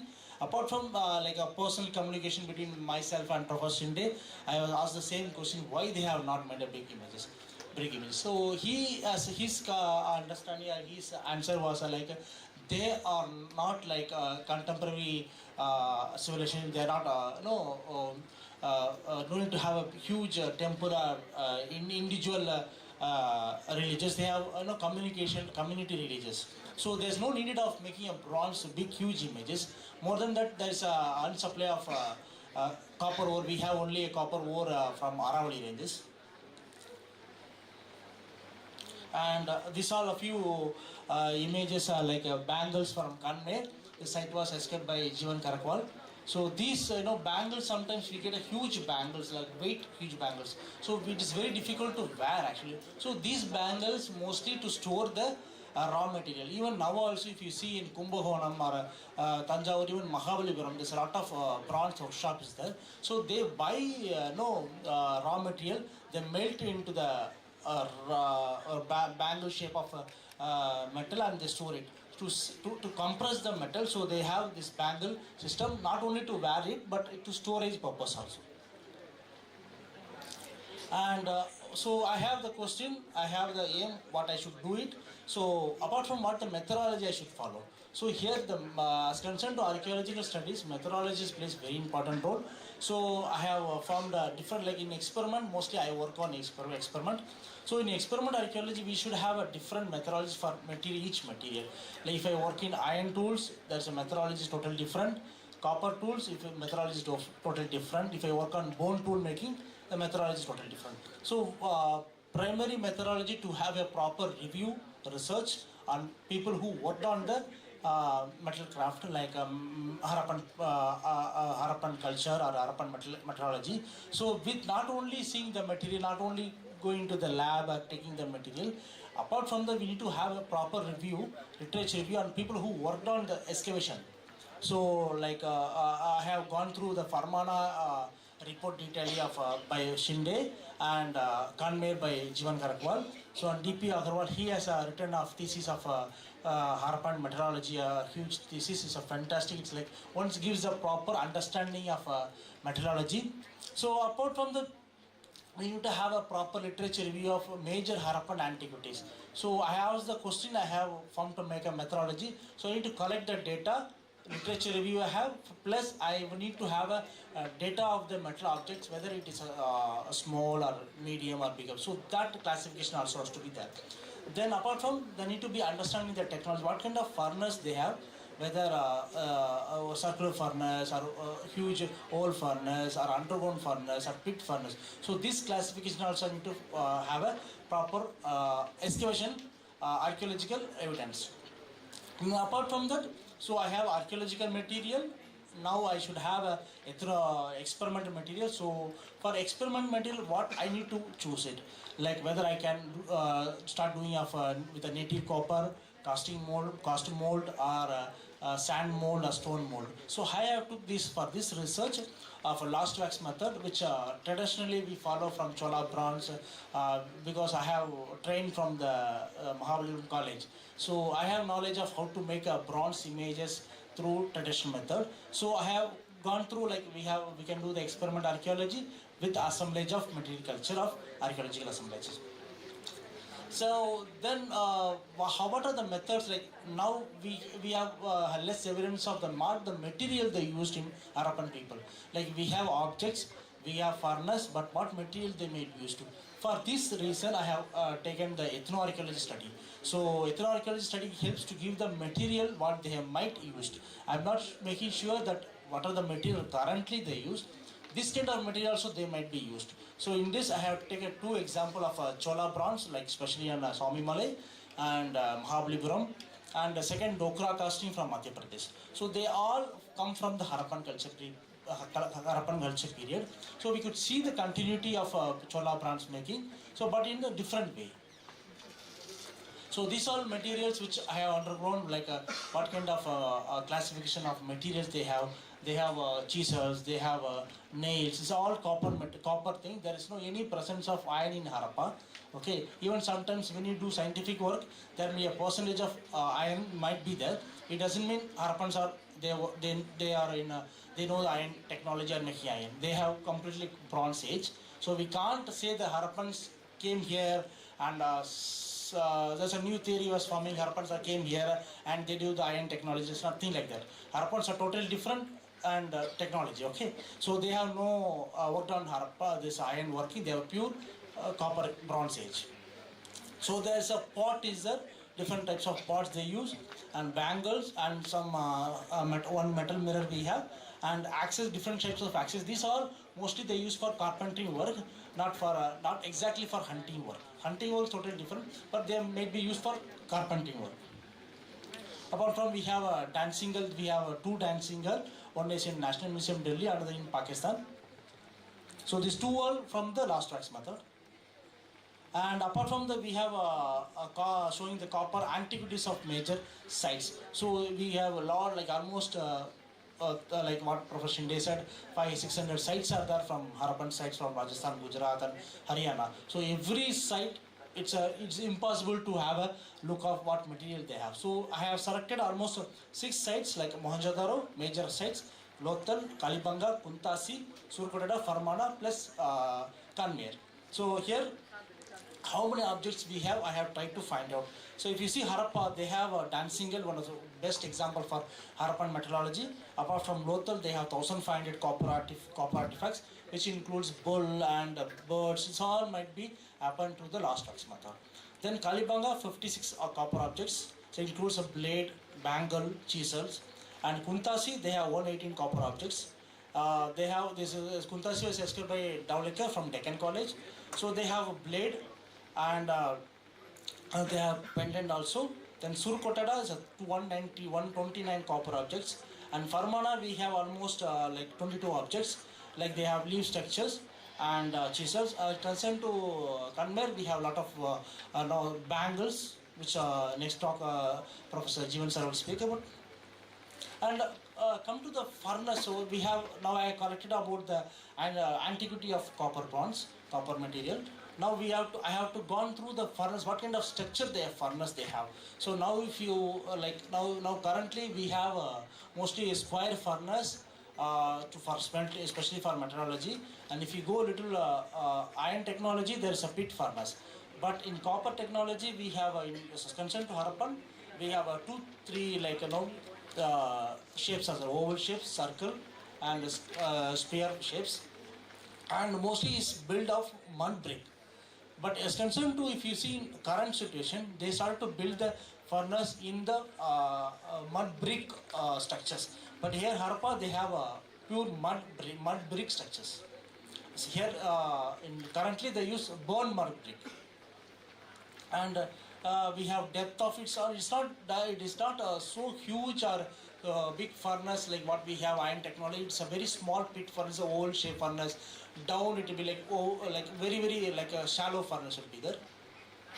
And apart from like Binjur, what Professor Shinde has said, recently it was escaped by SK Manjul. So here it is a little interesting. It's a fully of industry site. Here we have noticed that there is a two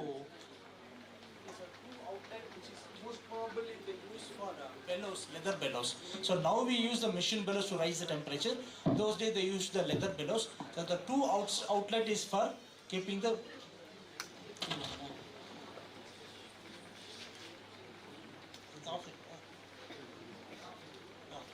so here you see two outlet is there. The most probably they use for fitting the bellows to increase the temperature. And you could see here this oval like balls kind of structure. So this is mostly like in experiment. Previously we did one experiment of copper smelting for Dr. Dia PhD thesis. So for roasting the copper ore, so how to roast it? We crush into small pieces. So we bind with the soil and burn it. So it gets roasted. So this same pattern we could see in archaeology. So this is what necessary of experiment to understand the technological approach. And casting method of in Harappa. So like casting method is a root of understanding the main theme of the research. So what kind of casting they might be doing? So most copper or bronze subjects are made up of casting, but the few are shaped into finished by hammering. There is a hammering method also in Harappa, and there's a channeled crucibles, and there is a the crucibles are made up of soil, and we have tried to understand what are the temperature they might be burned or melted the metal. So comparatively this is not exactly, it's approximately like a bead. They goes around 850 to 940. Shell they go to 300, and pottery 600 to 650. Metal it goes to 850 to 1050, not more than.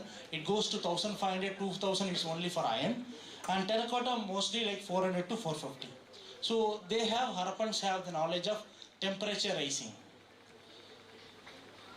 And sources, it's like we have different sources in Harappa.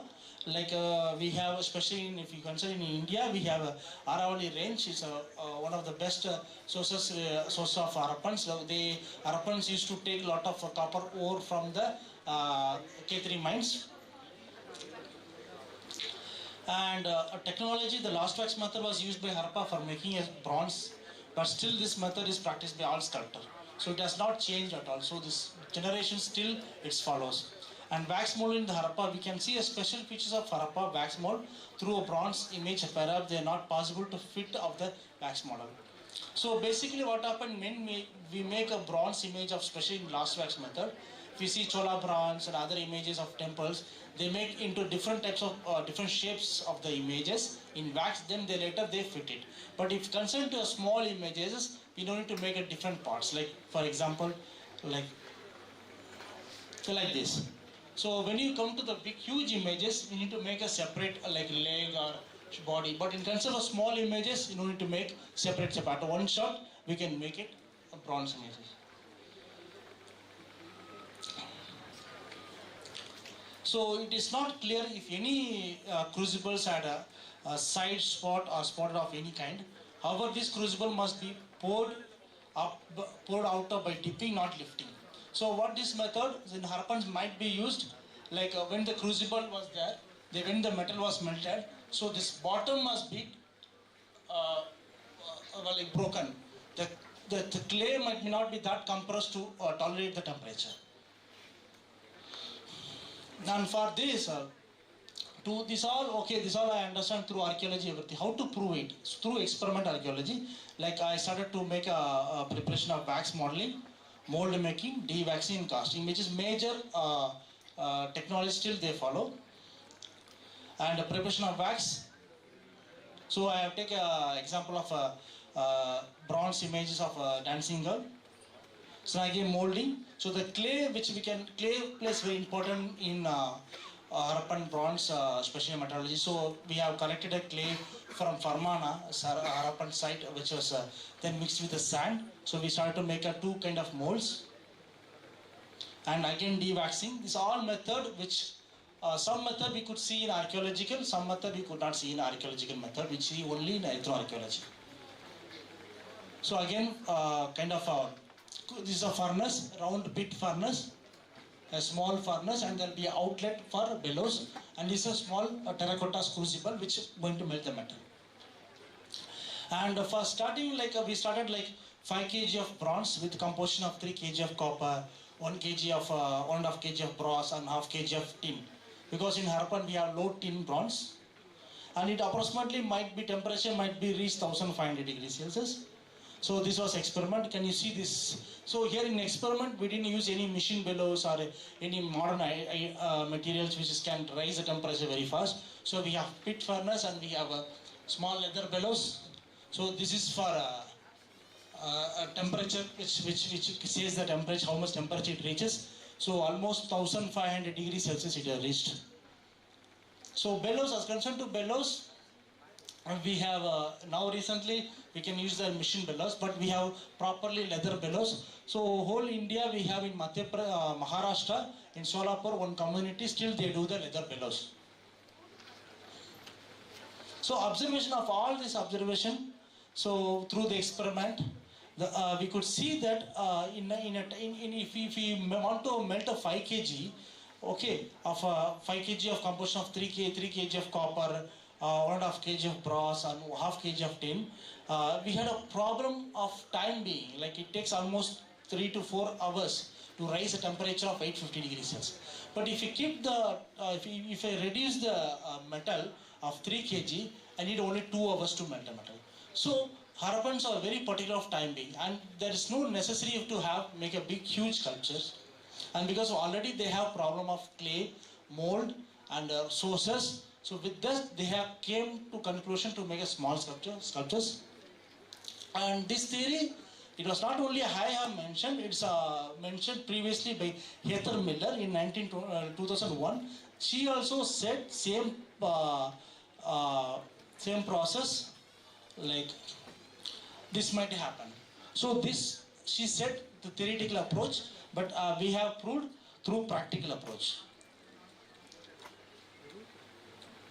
So apart from this, we have evidence of ethnoarchaeology data like Dokra. So same method what we could see in experiment or we could see in archaeological assemblage also. They have followed core preparation, mold making, de-waxing and casting final stage. Still the group of community of tribe community from Madhya Pradesh and Andhra and West Bengal and Chhattisgarh, they still follow this method. They make a mold of clay, then they apply a very fine thread structure of wax top of this, and again they make a mold and they cast it.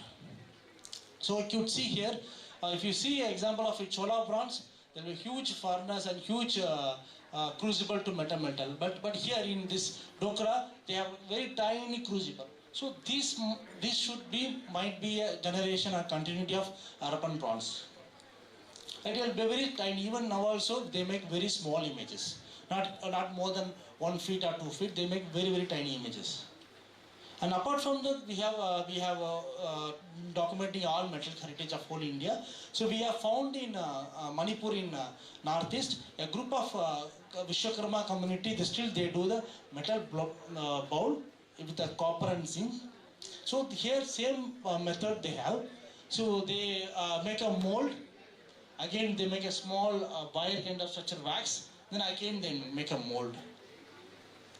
So here they have like chamber de-waxing structures, and this is a mold, clay mold, and this is a outlet which they pour the metal. And if you see the same what we have to see in Harappan people, I imagine the Harappan went to northeast or something. But the technology, the pattern which was started from the Harappan, still it is gone through a lot of packets of India. So this research is an ongoing process research, and this was funded by HMS UK. So this was a very tiny research. Previously we've been seeing a whole Harappan stories, and next talk also by Jeevan sir talking about the whole Kanmeri excavations. But this is a small dot which will help to understand the metallurgy in different aspects. Thank you. Any questions? Any questions?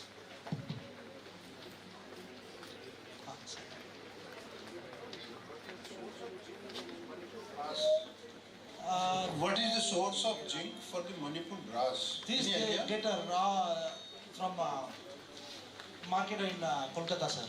Okay. So what is the history? Any idea? How old the tradition? They are almost 200 years old.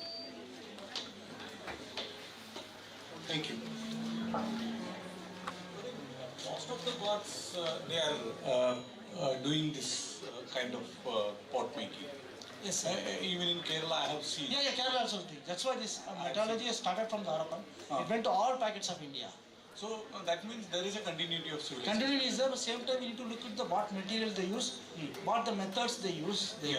The product will be same, but the materials might be changed. Yeah. But the knowledge is. But the availability of the material also. Yes, exactly. Influence So that. if you consider to Manipur, the availability are less, like what Sar says, zinc is not available in that region. Yeah. So they transport from Kolkata, so which is near for the metropolitan. Okay. But everywhere it is there. Everywhere it is there. Like mirror, if you see mirror, in Kerala we have Alamura mirror. Aranmula. In Harappan we have mirror also. Metal mirror. Metal mirror. Yeah. They have a particular, Yeah. a particular combination. Yes.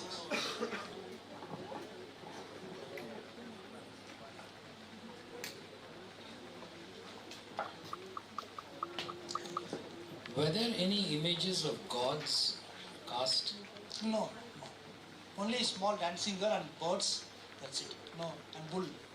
That's a very unique. Like I can say through technological wise, but there's other way also is that to look into this thing. Like some scholars they say they are religious things totally different. That's what. Sir, I have a question. Here, sir. Here. Yeah, that you showed that there were two dancing girls. One is here and one is in Pakistan. Yes. Are they both same, excavated from the same site, or are they different? From two different. Both from Mohenjo-daro, both are different. One is clean, which process in their soul. Another is with Pakistan. Lahore music.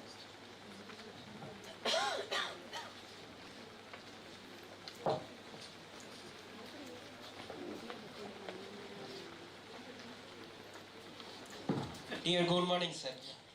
Who is the urban? Harappan. Ah, yes, sir. It's a huge topic to give answer. Who is Harappan? That's why we are trying to understand through various aspects. Like, so people say Harappans are declined, but as concerned to me, like they are still alive. Like we see in especially of this Rajasthan, Gujarat, Haryana, the landscape and their building structure still villages are look like Harappan and their bulls look like Harappans. So who is Harappa is a very huge topic, very big topic. I'm not the person to give the answer. Thanks, sir. Good afternoon, sir. My question is, sir, you tried in experimental archaeology making the bronze objects which were found in various sites of IVC. Apart from bronze objects, any other, apart from furnaces and bronze sculptures, any other ornaments or any other objects which you tried? I tried on bone tool making. Bone tools. Yes, sir. I saw that bone tools, but in the metallurgy. At the metallurgy, no. Okay, thank you, sir. Hello, sir. Sir, as you told that you did an experiment in bone tools, can I get an idea of how, what was the morphology of the bone tools? Were there any kind of pipes or something in bone? What was, sorry? Pipes, bone pipes, just for an academic interest. I will give my number you to contact. Okay, sir. That's totally different. With Harappans, actually, you find bone points very often pointed on either side or sometimes on one side, very sharp. Even you can use them today. Many of us feel that they may have also been used for weaving purpose. There are certain kinds of blades, long ribbon blades, which also they may have been using for weaving purpose. Sir, when did casting originate in the Harappan civilization? Casting and molding. A particular dates we can't say. Any time period? Actually, what happens, in Professor Sindh's slides, you might have seen the earliest evidence of copper bead he showed from Mehergarh. Then around 4th millennium BC, actually we start finding variety of metals within the Harappans. But when you say casting, so exactly we can't date it when exactly it happened. But multi-metal evidence starts somewhere around 4th millennium BC in Amri complex and some other sites. Okay. That happens.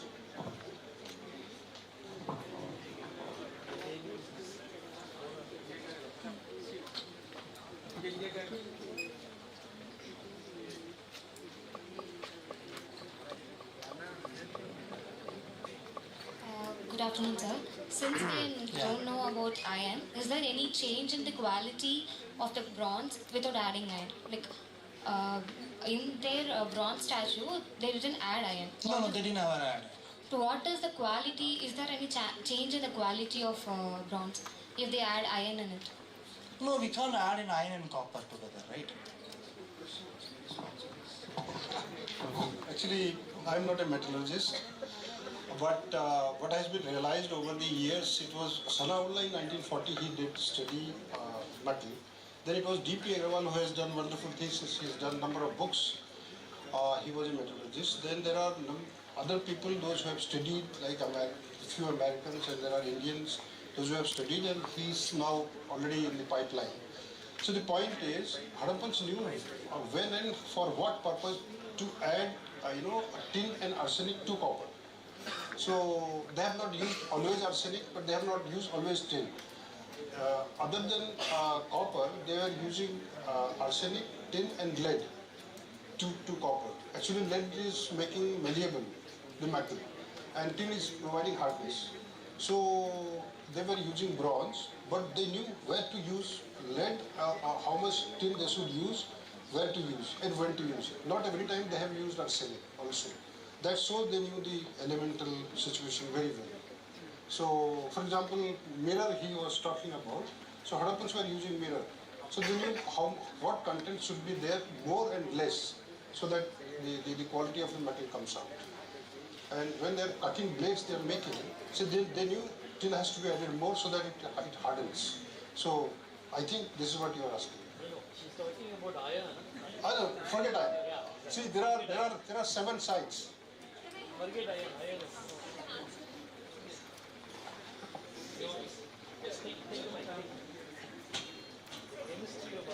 So in Harappa we don't find iron, but it is actually not true. Iron is present in copper ores. It is what we don't find is the accidental and incidental use that we call it. Means when copper is already present, iron is already present in copper, Harappans were using accidentally. There was not deliberately making any iron object. But when you analyze any copper artifact, copper or bronze artifact, you will find in high quantity of iron. There is something called pyrite ore, which is iron pyrite as well as copper pyrite. If you are using pyrite ore for making copper objects, maybe the temperature in the furnace, if it goes beyond 1000 degrees, so there is a great chance that iron will also come out. Otherwise, iron won't. So there are about 7 Harappan sites, including Lothal one. There are 6 others where you have copper objects, but there is considerable quantity of iron. But that doesn't mean that Harappans were using iron as a said or seriously said. So it is accidental due to rise of temperature in the furnace. It's not intentional at all. It's bronze. It's bronze.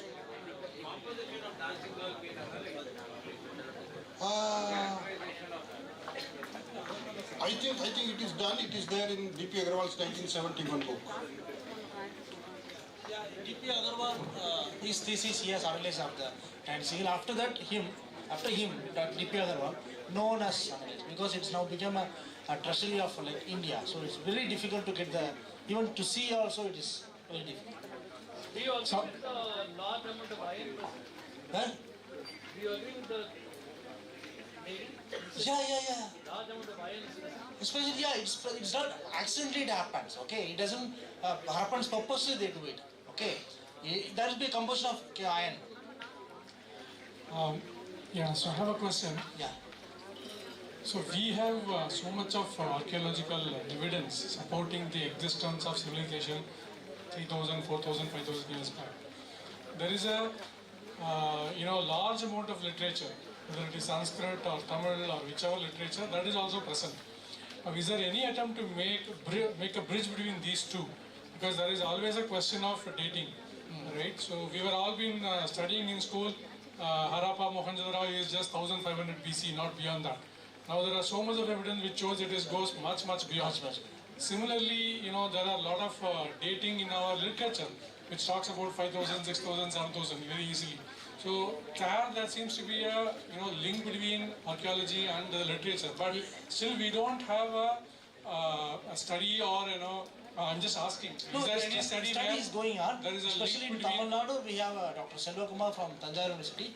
He does studies connection between Sangam literature and what we have in Tamil archaeology. So there's a studies going on, especially on literature based on Tamil Nadu. There is a person called Dr. Selva Kumar. He does this all. Any conclusive findings so far?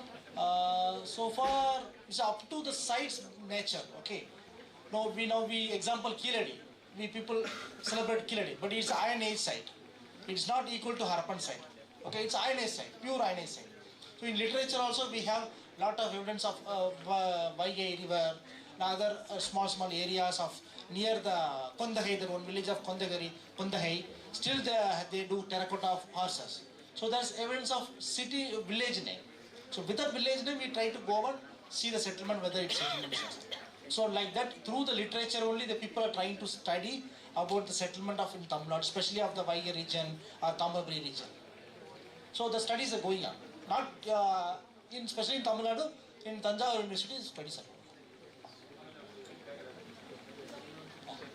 going on. Yeah. My first question is that when we talk about the history of metals, we come by the order copper, iron and all that. But why don't we talk about the metals that we used as in alloys, like the tin and zinc and all that? The bronze also studied. Actually, Professor Jivan was studied about the bronze also. Yeah. Even tin, zinc also he has had book of zinc in Rajasthan. No, I mean, when was first tin and zinc used in the history for the first time? And He is the right person to he is going to give on this. He is going to speak about Aravali range. okay, and my second question is that when we talk about metallurgy, we often talk about casting and alloying and all that. But what about mining? Today we use much complex methods. Yeah, that's mining. Harappans are very good in mining. That's why they used Ketri mines in Rajasthan. That's why Professor Jivan is going to talk about the Aravali mines and minerals. Okay.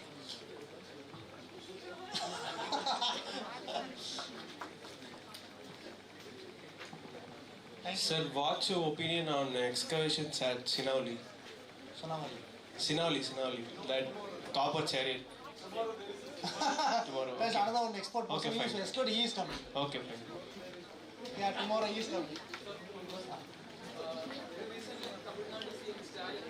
Statement that Iron Age in India starts in Tamil Nadu. What's your opinion? Unless until it's published in Science or Nature, how we can agree? So what's about the opinion based made by science? It has to come to international publication, not just newspaper. Once it comes in few scientific journals like Science and Nature, then academy as academicism we can agree. Not newspaper, we can't agree.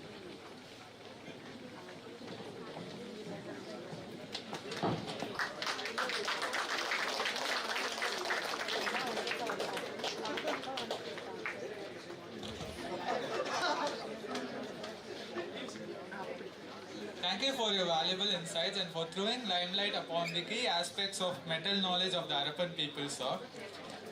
As we come to the end of this enlightening session on the metal knowledge of Harappans, I would like to take a moment to express our gratitude to our speaker, Dr. Uday Kumar, sir.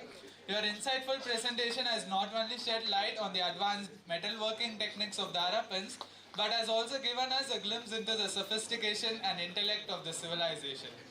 Finally, to our participants, thank you for your active engagement and thoughtful questions. Thank you all, and let us continue to explore and learn about our rich cultural heritage. Thank you so much.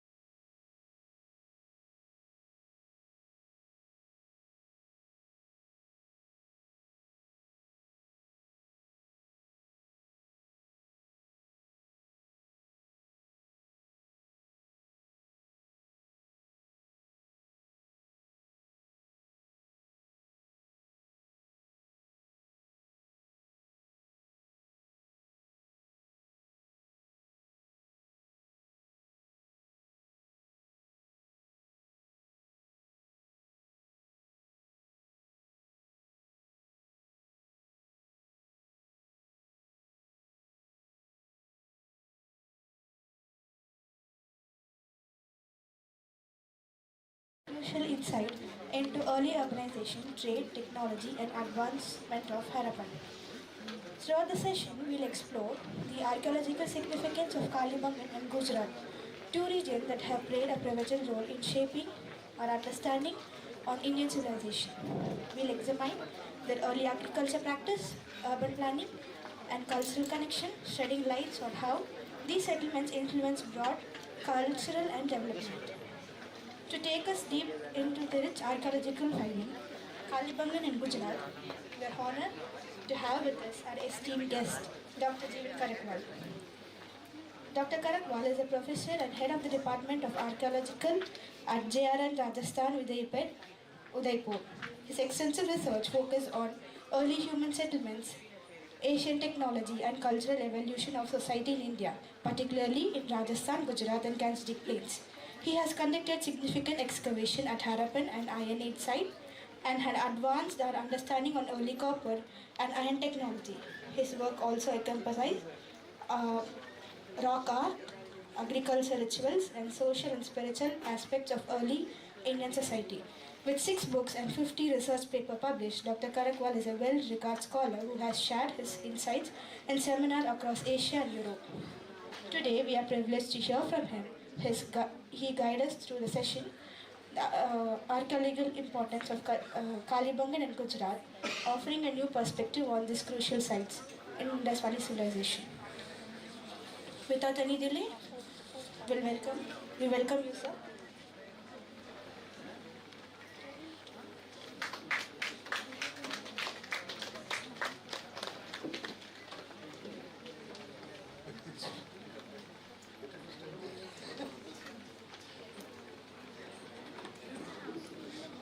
Thank you very much for this wonderful opportunity.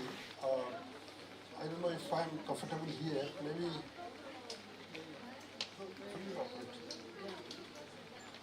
That's more comfortable. No, except I'll try. Otherwise, I'll come down otherwise. No, but this is what.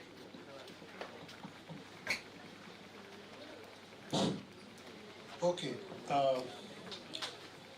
Thank you very much for this wonderful opportunity and invitation to be here. Actually, every time I come Chennai, it's always new experience. And last time it was Sassoon College where we had a good gathering on Harappans.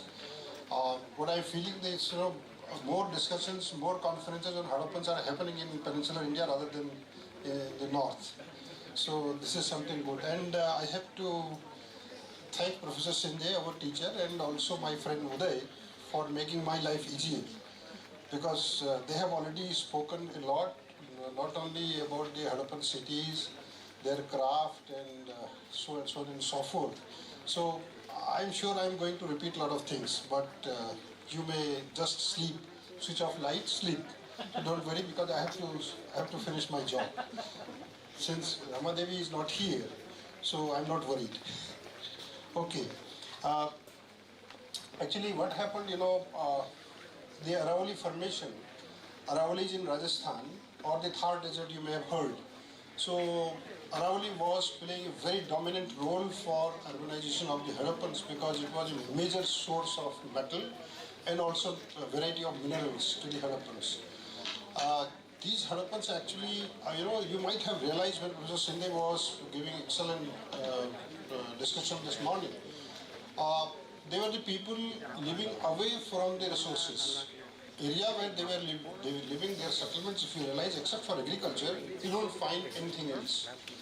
So they were dependent almost for everything outside their zone, universe. So when I was doing my masters, my teachers were telling me, once the Harappans withered away from the scene, then maybe the rural settlements came up in the country. But today the scene is different after research. Actually, these rural people were part contemporary to the Harappans, and they were contributing to the urbanization of these Harappans. How? Because these Harappans, wherever around, whether it was Balochistan, whether it was Aravalli, or surrounding areas, they were dependent on the resources to these rural people. For example, if you read about the Harappans, you will read that maybe they were obtaining gold from Karnataka, Kolar mines. But no evidence. We do not know if Kolar gold mines were that early.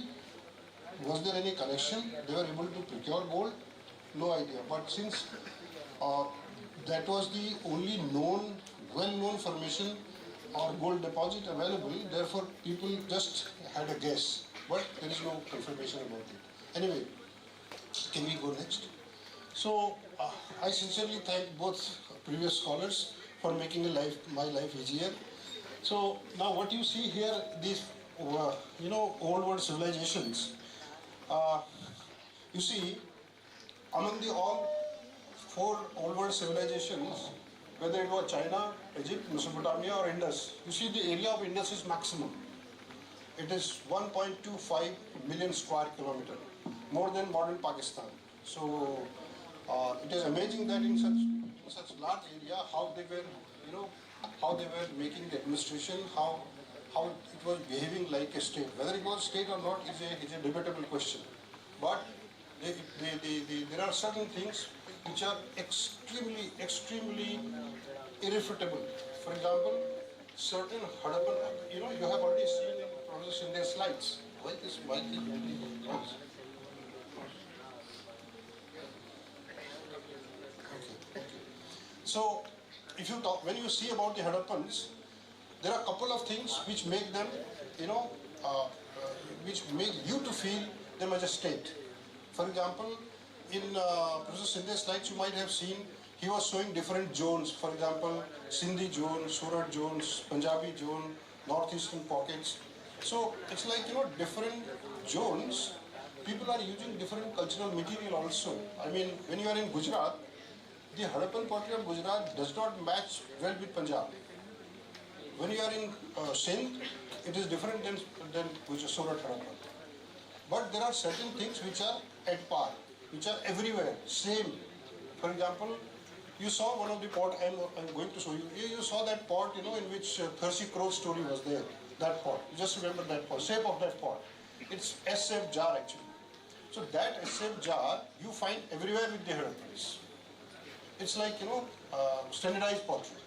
So there are a couple of other things, for example, dish on stands. So that dish on stand you find in everywhere, in all the zones. So among the pottery there are like goblets, dish on stand, S-shaped jars. You find them everywhere. Apart from that, seals. Harappan seals are same, they are everywhere. Apart from that, there are weights. They are standardized, they are everywhere. The Harappan towns are different. No two Harappan towns are same.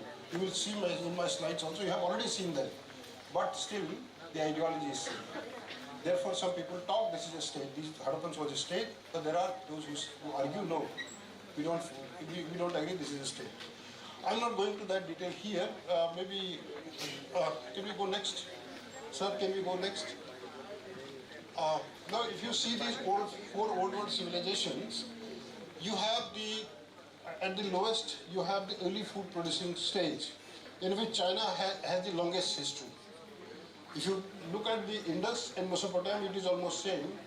But in the regionalization era, Indus has took longest time. Then up there is the integration era, or actually the era of urbanization. So in that, Indus has very shortly just 700. On the contrary, if you go to Mesopotamian zone, it is almost double. So the urban phase in Mesopotamia was longer than Indus. So was the case in China. But if you see the time scale, it is almost same. So I'm showing you this slide because sometimes people say, okay, Mesopotamia is the oldest civilization, followed by Egypt, followed by Indus, this way, or lastly followed by China, because Chinese urbanization, is dated somewhere very close to 2nd millennium BC, little later even. But if you see the beginning of civilization, both are at the same level. Of course, by around 10,000 BC, the Natufians in West Asia, they start, the sedentary life starts coming up. But of course, if you look at this urbanization time scale, it is almost at par in Indus. So that way Indus people are at par. Next. This is the same thing, just to show you in color. This is the same picture actually. Next. Sir ji, aap soho mat. Okay, sorry. Now if you see the story of discovery of Indus, it starts when it is a very long story. It was actually 1829. There was somebody called Charles Masson. He passed by Harappa and located the mound. But then later on there was somebody called Alexander Bernays, 1831. He was also responsible for actually robbing the bricks from Harappa.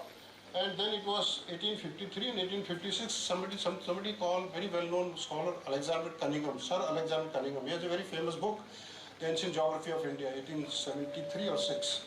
So he went Harappa twice, picked up material, but could not identify the civilization. Next. This is the material he picked up, and of course he made extensive notes also. Next. Now, if you see, somebody was asking about the dates or question, dating issues. Now, the dates which I am showing you here are based on, scores of radiocarbon dates with consistency. So, it's not watertight compartment, but with whatever date brackets I am showing you is well published. They are, there is consistency of dates, and there is agreement almost in all the archaeologists working on the proto-history of South Asia or Bronze Age of South Asia.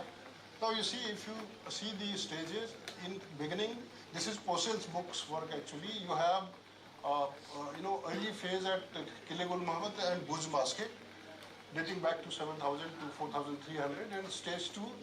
Until that, there is no pottery. Up in the first stage, there is no pottery. Then comes your stage 2, where pottery starts, 4300 to 3200. This is what generally people also call pre-Harappan phase. There are 2 stages, Togau phase, Kechibeg and Hakara. Hakara is that Hakra, or what is also called Ghaggar, or what is also known as Saraswati. It's the same river. There is a pottery type which was discovered in 1972, and then a large number of that sites have been found in Haryana and Rajasthan. Well, then followed by stage 3, you have 4 early Harappan cultures. They are known as Amrinal, Kot Diji, Soti Siswal, Dam Sardar. All have same time bracket. You see 3200 to 2600 BC. This is early Harappan phase. Why do we call it early Harappan? Because lots of symptoms of the Harappans are visible in these cultures. Therefore, they are called early Harappans. For example, defense structures, perforated pottery, beads, certain kinds of crafts which continued in the Harappans, they are visible here already. Therefore, and also state administration, large buildings also. Therefore, they are called early Harappans. So, I'll show you some of the pottery also. So, all they have same bracket 3200 BC to 2600 BC. So, 2600 BC, urban stage starts. So, next. Same thing. Actually, now just see the site in beginning, 7000 to 5000 BC, you have only 20 sites. Other side of the Indus. Then number of sites starts increasing during the Burj basket. Actually, Burj basket is nothing, but you have a bamboo basket. They placed clay inside and then burnt it. So what happened? That basket impression came into clay. Therefore, it is called Burj basket phase.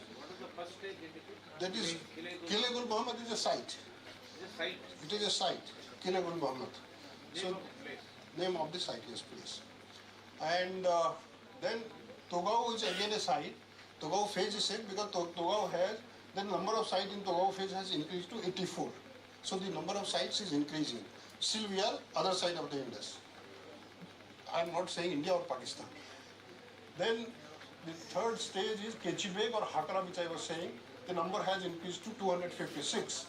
And then that is followed by the early Harappans, urban phase, 26 to 1900 BC. Then post-urban, late Harappan, 1900 to sometime it is 15 or sometime it is 1700 BC. So this is the broad chronology for understanding. So what is the etymology for Hakra? Hakra is actually, it was 1972. There was a scholar from Deccan College. She went to Dalal, Kitty Frenchman. She discovered this pottery type in close to Anupgarh in northwestern corner of Rajasthan, from where actually the Hakra is entering to Pakistan. So Hakra, the river Ghaggar is called Hakra in that region. Also, once you cross the border in Pakistan, in Cholistan area, is also called Hakra. In Jaisalmer also it is known as Hakra only. So it is the same river. So when the pottery was discovered, she named it after Hakra ware. Because the number of sites, same pottery type was found. Next. So this is what Professor Sindhe has already shown you. I am just showing you this slide simply because just see Mehergarh is the location here in the circle. So at this early stage, 7000 BC, this is stage 1 actually. He was showing the mother of pearl here from Karachi. But you see the lapis is coming in this early stage all the way from Badakhshan, Afghanistan. Just see that dark blue line. This long distance trade, one side from Karachi, another side from Afghanistan. It had already established. So this long distance trade has a very, very long history in that case. Next. So this is your stage 1 and 2 of Mehergarh. You can see the distribution of sites to the west of Indus in the area of Mehergarh. And we are still in area which we call generally Neolithic stage. We don't have domesticated animal. The domestication was in the process.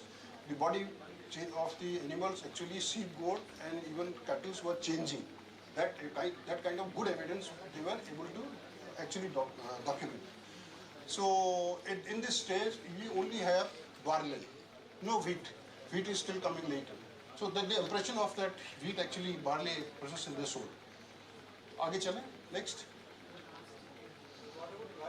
No rice here. Rice comes from the site I was working in Gujarat. Impressions are from Lothal, and also there is evidence of rice in some sites at Haryana, but at a later stage, towards the end of the urban stage, not before that. Well, these are the stone tools. People were using. What we call them generally Neolithic tools, we call them. And this is the beginning of agriculture. And here is a complex tool that time people were using. Next, and actually the mud structures process India has already explained. So this is the copper bead that was discovered from Mehergarh, stage 1. Earliest evidence of copper in South Asia, 6500 BC. Next. Now, actually what is happening in Mehergarh, period 1, you have copper bead. Period 2, you have bead and a rig. Then that is followed by a fragment of crucible in period 3. So the fragment of crucible, that means somebody is smelting copper somewhere, and that refined material is coming to you. You are again heating it to actually improve the quality of the metal, to reduce the dirt from it, and you use crucible for it. So the evidence of crucible means they did melting. This is secondary process. So in stage 3, already in 5th millennium BC, they are using crucible at the site. So then that is of course followed by ground stone tool, etc., etc. Next. So now this is Kechibek stage 3600 BC to 3200 BC. Now you see the number of sites is moved to 256, but still the sites are on other side of the Indus.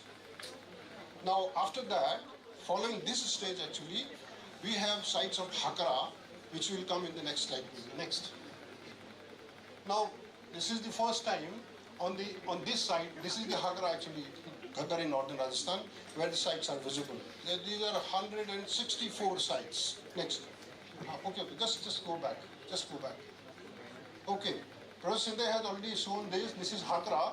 Now in this Hakra also you can see metal, copper there. I have mentioned copper up there. This size of sites is increasing, and internal, external trade is increasing. And what is most interesting part in this early phase is that you find bichrome pottery with white background. The white color is hallmark of these early Harappans. So whether you are in Haryana, Punjab, or you are in Pakistan, or you come down to Saurashtra, or you go to Kutch, everywhere people are using this white color in the background. You can see the white color. Next. Well, this is kind of bichrome and polychrome pottery, the Mehergarh period 4 people were using, and beautiful terracotta figurines also they were making. Next. Some of the people also use them as, argue them as mother goddesses. This is called Faiz Muhammad Faiz Greyware. It's very fine pottery. It is the last stage in Mehergarh actually, and contemporary to the urban phase of the Indus. And somebody was asking bone tools. These are bone tools on this side. So very sharp, pointed on one end. Next. Well, so now in the early Harappan stage, 3200 to 2600 BC, we have a complex called Soti Siswal. Soti is also a site. Siswal is also a site. This is in Haryana and Punjab, and you have 165 sites. Then you have Kot Diji. Kot Diji, you have 111 sites. Then you have Amri. Once you are at Jaisalmer, go straight west, you will reach in Pakistan in Amri area. So you have Amri now, you have 164 sites. Then you have a site still northwest of Amri zone called Dam Sardar. You have 37 sites for it. Then there are early Harappan evidence. What Professor Sinde was saying in Gujarat also, not that Harappans came later, but the presence was already there. So we have evidence from Nagwada, Priprabhas, Dholavira, Kanmer, Padri, Sukotra, Moti Pipli. All these sites have already yielded evidence of pre-urban phase people in Gujarat, dating back to 4th millennium BC. Next. Okay, so now you can see this was the early Harappan stage. Gujarat looks almost blank. But this is the urban stage. You see, Gujarat is completely filled with sites. So alone in Gujarat, there are 650 sites. And altogether, about 1,500 well-documented sites, but there are people, those who say 2,000 sites. But even if there are 1,500, out of 1,500, 1947, when the country was divided, we had only 2 sites. One in Haryana, other in Gujarat. Kotla, Nehar, Han and Rangpur. There are only 2 sites we have. Rest all the sites left in Pakistan. But now today, thanks to Archaeological Survey of India, many universities, individuals, we have 900 sites. So thanks to their hard work, so out of those 900 sites, now you see 3 large sites in Pakistan, 3 large in India. 3 large in Pakistan, Harappa and Mohenjo-daro.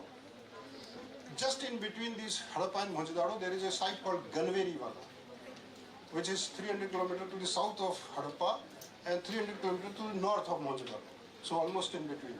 And then we have 3 sites, Rakhigadi, Kalibanga, Lothal. Or even Dholavira, we have Dholavira also. So 4 large sites. Next.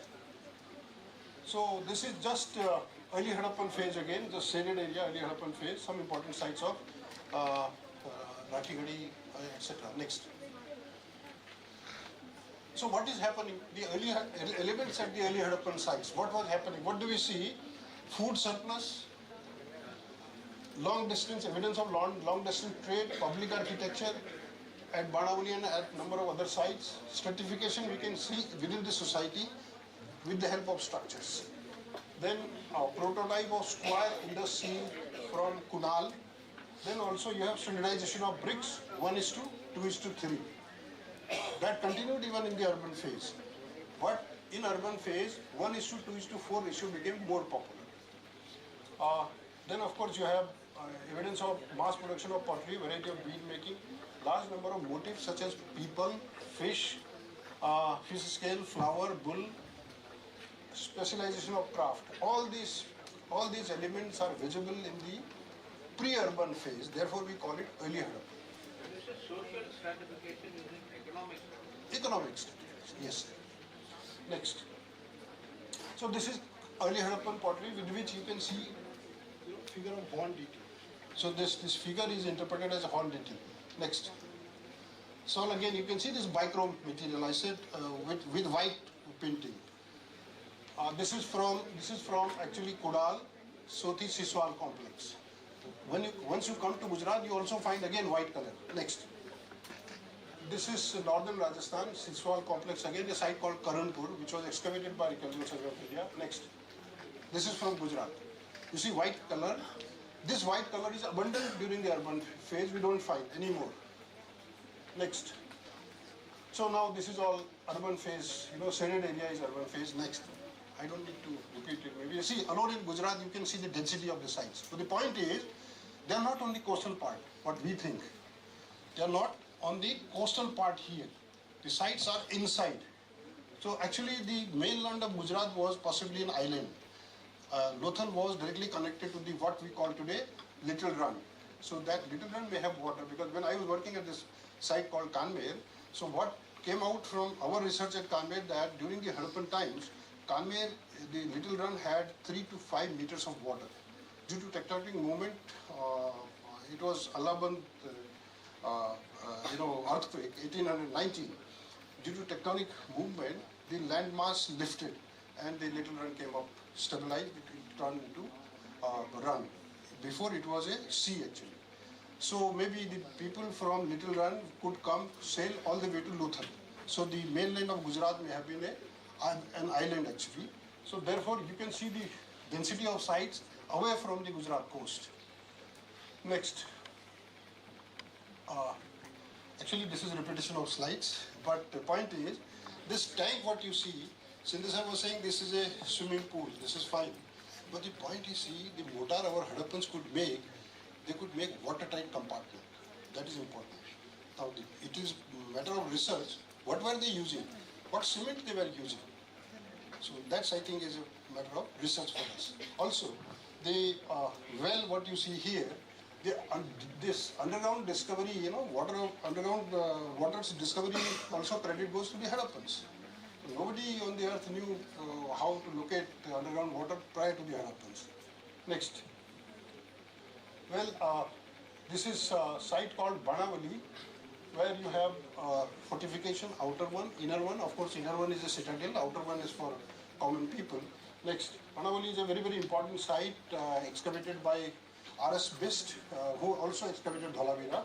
He did this site. Next. This is Kalibanga. Why I am showing you this slide? Why I am repeating you this slide? To make you understand, no two Harappan sites have same architecture. It was a blame in the 90s, last century, that many people had started saying the Harappan pottery, Harappan architecture is monotonous, because everywhere we were reading citadel, lower town, citadel, lower town. But in case of Dhalavira, you saw maybe you had citadel, middle town, lower town, and no two Harappan site has same architecture. You can see in these slides. This is Kalibanga, of course. Next. This is Rakhi Gadi, which Professor Sindhe has already spoken quite a lot. This is perhaps the only site which has 7 mounds. Generally, we find 2 or 3, but this is a very, very large site, very, very large settlement, has 7 different mounds. We do not know if these mounds are indicating stratification in the society also. That is also matter of question. Next. So this is Dhalavira, you have already seen it. So what is important is that, the water management, you have already learnt it. What am I going to say, what he was also trying to emphasize is that the fortification was done for everyone. The common public was not thrown outside. If the elites had protection, the common people also had. So I think that is very, very important. Next. Same thing. This is dockyard. Next, because this is already discussed by Professor Sindhe. Next. Well, this is the site I was working in called Kanmer, which is about 100 km inside Dhalavira in Kutch only. So this is DEM model. Generally, what happens? The archaeological sites are this way, but this had a depression in the central part because of fortification, huge fortification.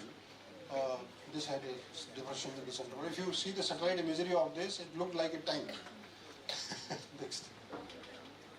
Now, generally, when Professor Sindhe was explaining Dhalavira, he was telling the Dhalavira site is actually 100 hectares.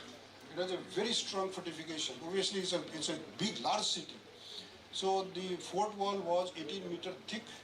But in case of Kanmer, it is a very small settlement, 100 meter by 100 meter. It's a very, very small settlement.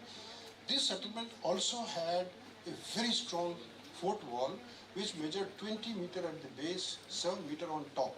It was triple. So we were surprised why such a small settlement had so strong fort wall. Of course, 100% answer I also do not have, but you see, it does not have any bastions on the corner of the walls, unlike Dhalavira or other Kalibanga or other sites. And people have used stones to make fort wall. And only one entrance in the southern part also did not follow the point of cardinal direction. Most of the Harappan sites are made on cardinal direction, but they did not follow it here. So, but the ideology is same. That is important. Next. This is the inner area where I was excavating, and we could discover seal impressions, couple of seal impressions, and these are all Harappan remains of Harappan houses belonging to different generations within the site, and the total deposit is about 10 meter at the site. Next. So you can see how strong fortification wall they made. Here you can see the outer support outside. Actual wall is on the inner side, but outside is a support. There was some problem in the wall because Kutch receives lots of earthquakes. So it seems that when they raised this wall, immediately there may have been some problem because there were lots of evidence of earthquake within the walls. So therefore they may have raised actually the support outside. Next. This pottery has already been explained by Professor Sindhe. I don't want to repeat it. This is the S-shaped jar, this one. So this jar is found almost at all the Harappan sites. It may not be painted, but the shape is same. This is one. The other thing, this one is a jar which we call black slip. It is black slip on the inner side. And at half a dozen sites in Mesopotamia, this jar has been found. So it means this is narrow at the base, they may have been keeping it in boat. So to fix it, it may have been easier to do that. Therefore, maybe it is narrow at the base. And they may have been actually taking some liquid material possibly. Therefore, they have, coated with black slip on the inner side. So what were they carrying? No idea. Was it oil? Was it ghee? Was it liquor? Or what? So this is a question of research. Maybe residue analysis may help. So we have to look for scientists who can take up these studies. So it is good that we know half a dozen sites from Oman it was going to Mesopotamia, but not in Oman. In Mesopotamia, half a dozen sites have related this jar. We don't have half a dozen sites with Mesopotamian origin. That means our people are going. That's happening. Next. Well, these are goblets up there. So what you find this on stands, goblets, S-shaped jars. All the regions of the Harappans. This is standardized pottery of the Harappans. Next. These are stud handle bowls. Actually what happened when African millets like ragi, bajra, all these millets are introduced in India 2200 BC, towards the end of the urban phase. So people started using these kinds of bowls in Gujarat. These bowls are not found in Haryana, Punjab or Sindh. They are only found in Gujarat. So they also have stud handle. The handle which you see here was up there actually. It is broken. Next. This is deluxe pottery of the Harappans called reserve slipware. This technology is lost now. So it has been, heated at 1000 degrees centigrade, and it is kind of sintering effect. But unfortunately, this technology is lost now. Next. This is black and red ware. You also find black and red ware with peninsular Indian megalithic sites, but this is different. So this kind of black and red ware is also found in the Aravallis, and it is believed that the idea of this kind of black and red ware might have percolated down from Aravallis, maybe because they are, Harappans were obtaining metal from the rural Chalcolithic people of the Aravallis. Next. These are beads which you have already seen. Next.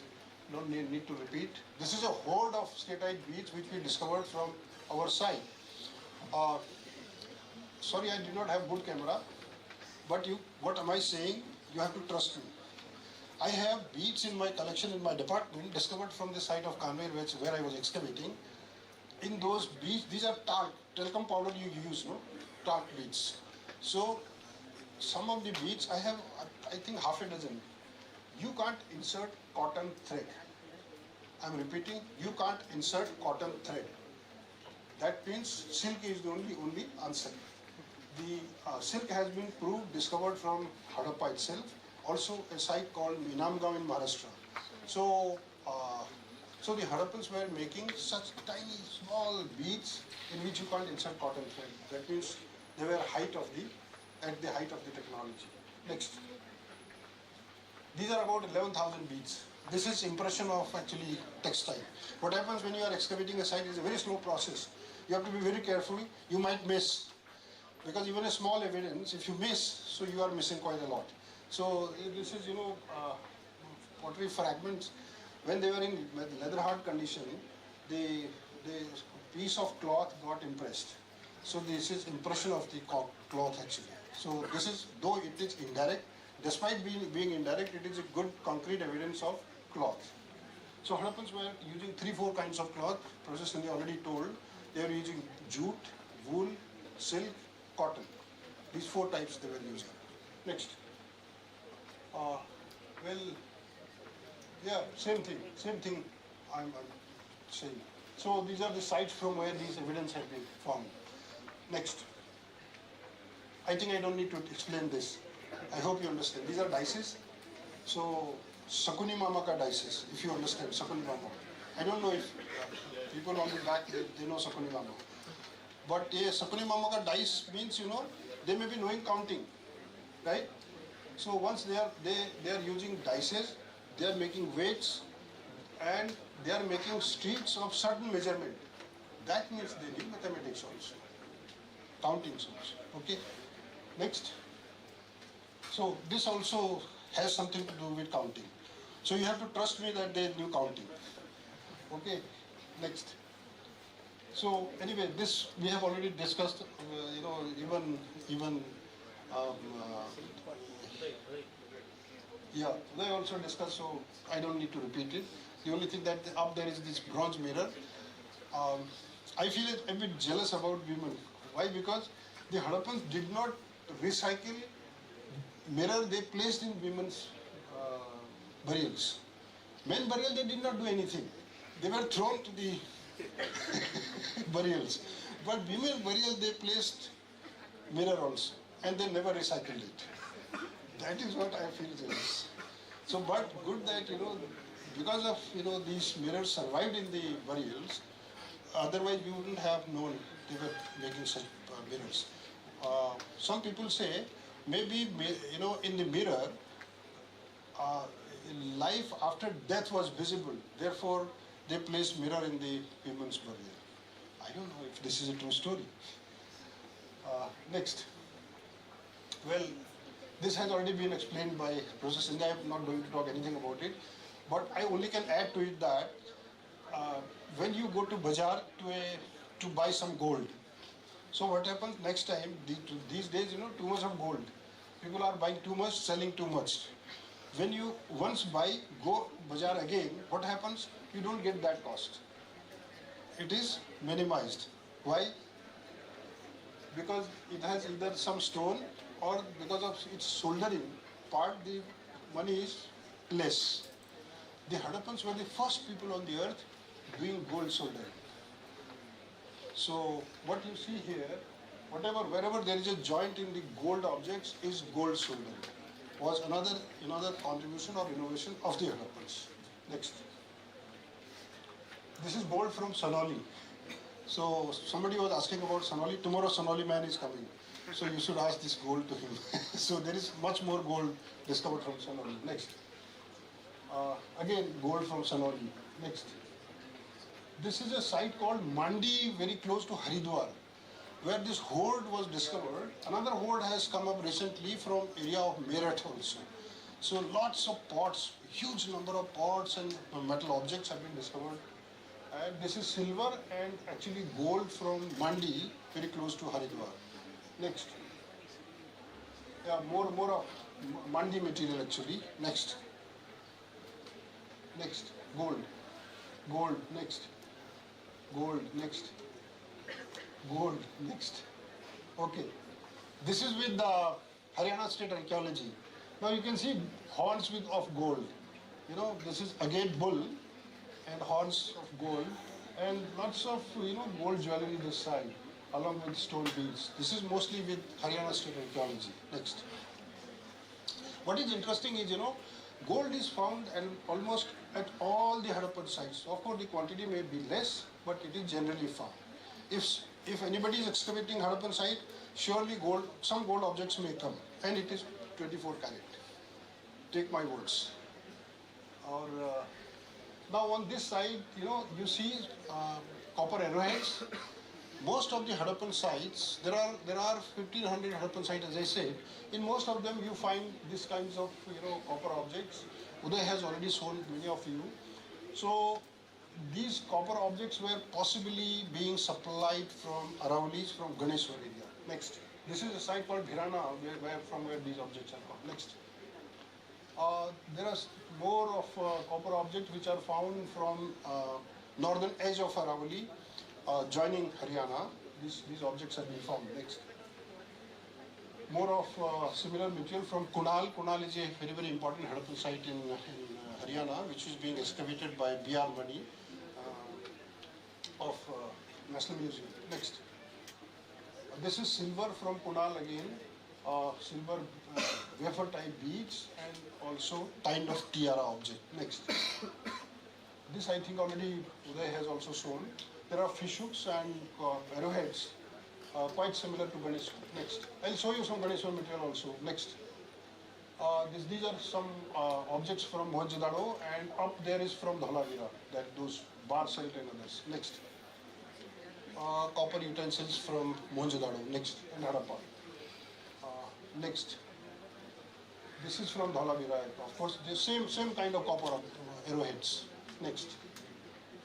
Now you see what is happening towards the end of the Harappans during post-urban, post-2000 BC. Actually, the decline had started around 2100 BC because, people are not able to maintain the fortifications or quality of the pottery, not able to maintain. So decline had already started. Perhaps there was problem in climate. So people are slowly shifting towards Gangetic Valley. This is in Punjab. Now you see, Punjab, you have towards the end, Punjab has large number of Harappan sites, whereas from Balochistan, from Gujarat, Rajasthan, they are all disappearing. Next. So, this is very, very important, I think, what Professor Sindhe was saying. Out of 1500 sites, not even a single Harappan site has evidence of copper smelting. Not even a single Harappan site. So almost 90 sites have been excavated, not even a single has given concrete evidence of smelting. I'm not saying melting, I'm saying smelting. Smelting is a primary work, melting is a secondary work, where you find crucible or you will do some refinement of the metal and make objects. But melting would happen close to the area of mining, wherever it is mined. Mines are where? In the Raulis. So let us go. Next. So the Indus cities were not ruled by the priest king. Nobody, agrees 100% priest king was ruling the cities. How they were being administered, no idea. Indus city did not have civic granaries. That is a wrong conception. They had planned with, all the cities do not have grid layout, which is written in the books earlier, not correct. Not all the cities were made of bricks. As I said, Kanbera, where I was excavating, Dhalavira was excavated, or most of the, wherever the raw material was available, whichever, they used that. So in Haryana, Punjab, you don't have stone, they used mud bricks. But in Kutch, there are a lot of stones, they use stones. So not all the Indus people were dark skinned, is also true. Independent food production, Indus ideology. This Indus ideology is a very, very important thing. Writing system is a problem. Indo-Europeans did not destroy the Indus cities, it's a wrong conception. No metal industry. Next. So the legacy, you have proto-Hinduism, you have proto-Shiva, Lingas, Shivlingas, measurement. I suppose you agree. How this measurement also is that Indus lanes are 1.8 meter wide. Wider lanes are 34, sorry, not 1.8, 1.7.7 centimeter. So larger lanes are 34 centimeter. 3 meter, 40 centimeter. And wider ones are 5 meter. So this seems to be a kind of mathematics they understood for their planning. Next. So this already Professor Sindhe has explained, I don't want to repeat it. Next. Of course, this also needs counting. Without counting, this will not happen. Next. So, let me take you to the Aravallis, because this was a major source of copper. Where are the other sources? One is Balochistan, another is Oman. So, Aravallis. These are three major sources of metal and also minerals for the Harappans. So in Aravalli, up there in the north there are Harappans, then there is a Chalpurati culture called Ganeshwar, and in the southern Rajasthan, where I live actually, we have a rural culture called Ahar. So these are the, apart from Harappan, and then if you come south, cross Aravalli, then you are again with the Harappans. So these two rural cultures are in the buffer zone of the Harappans. Next, which they exploited very well. Next. So these are the area of these rural cultures is visible in the map. This is the distribution visible of Ahar culture on the left side. Next. This is a Ahar settlement right in the Udaipur town. This is now right in the heart of, as we are now right now in the heart of the Chennai town. This is now in the heart of Udaipur town, which you can see it was excavated in 1960s by Professor Sankalia from Deccan College. And this is a type site of the culture. Next. These rural Chalcolithic people, Ahadians, knew how to make fort. So prior to the discovery, this is a site called Balathan, which my teacher V.N. Mishra, Professor Sinde, and we were all in a team. We excavated this for 7 years, 1993 to 2000. And these people knew how to make defense structures, these rural people, away from the Indus people in their villages. So prior to the discovery of this, it was thought that these rural Chalcolithic people were very poor. They did not know how to make even pakka stone structures. But this was a clinching evidence. So the entire perception was changed. Next. These people were contemporary to the Hadappans, not only contemporary to the Hadappans, but rather contemporary to the pre-Hadappans. Their dates bracket to 3500 BC to 1800 BC. Almost contemporary to the pre-Hadappans, early Hadappans and urban phase people. So this is black and red where these audience were using. Next. So what you see here, these dots, they are mines in the Aravallis. So different kinds of mines, of course. Now in the Aravallis, you have the northern part of the Aravalli, which is red circle, is area of Ganeshwar culture, where you have actually good deposits of copper. Within copper, you have gold. Then in the central part, you have lead. In the southern part, you have lead and zinc. So, but the entire Aravalli is very well mined, surveyed by the ancient societies. There are thousands and thousands of ancient mines. Next. Next. Next. Next. Keep going, quick, quick, quick. So all these different minerals, they are in the Aravallis actually. All these different ores and minerals. Next. Well, showing important sites of Ahad and Ganeshwar culture. Next, in the Aravallis. This is the Ganeshwar complex in the northern Rajasthan, which actually believed to have supplied metal to the neighboring Hadappans. In Haryana, also to Kalibanga, and then reaching to all the Hadappans. Next. So this was discovered in the 70s by ARCHEOLOGICAL. Next. This is the Ganeshwar site. Now the interesting part is that there are about 200 sites of this Ganeshwar culture in northern Rajasthan, in the northern part of the Aravalli. And the type site Ganeshwar, which is sung so well by archaeologists in the literature, does not have evidence of smelting. It has evidence of melting. It does not have evidence of smelting.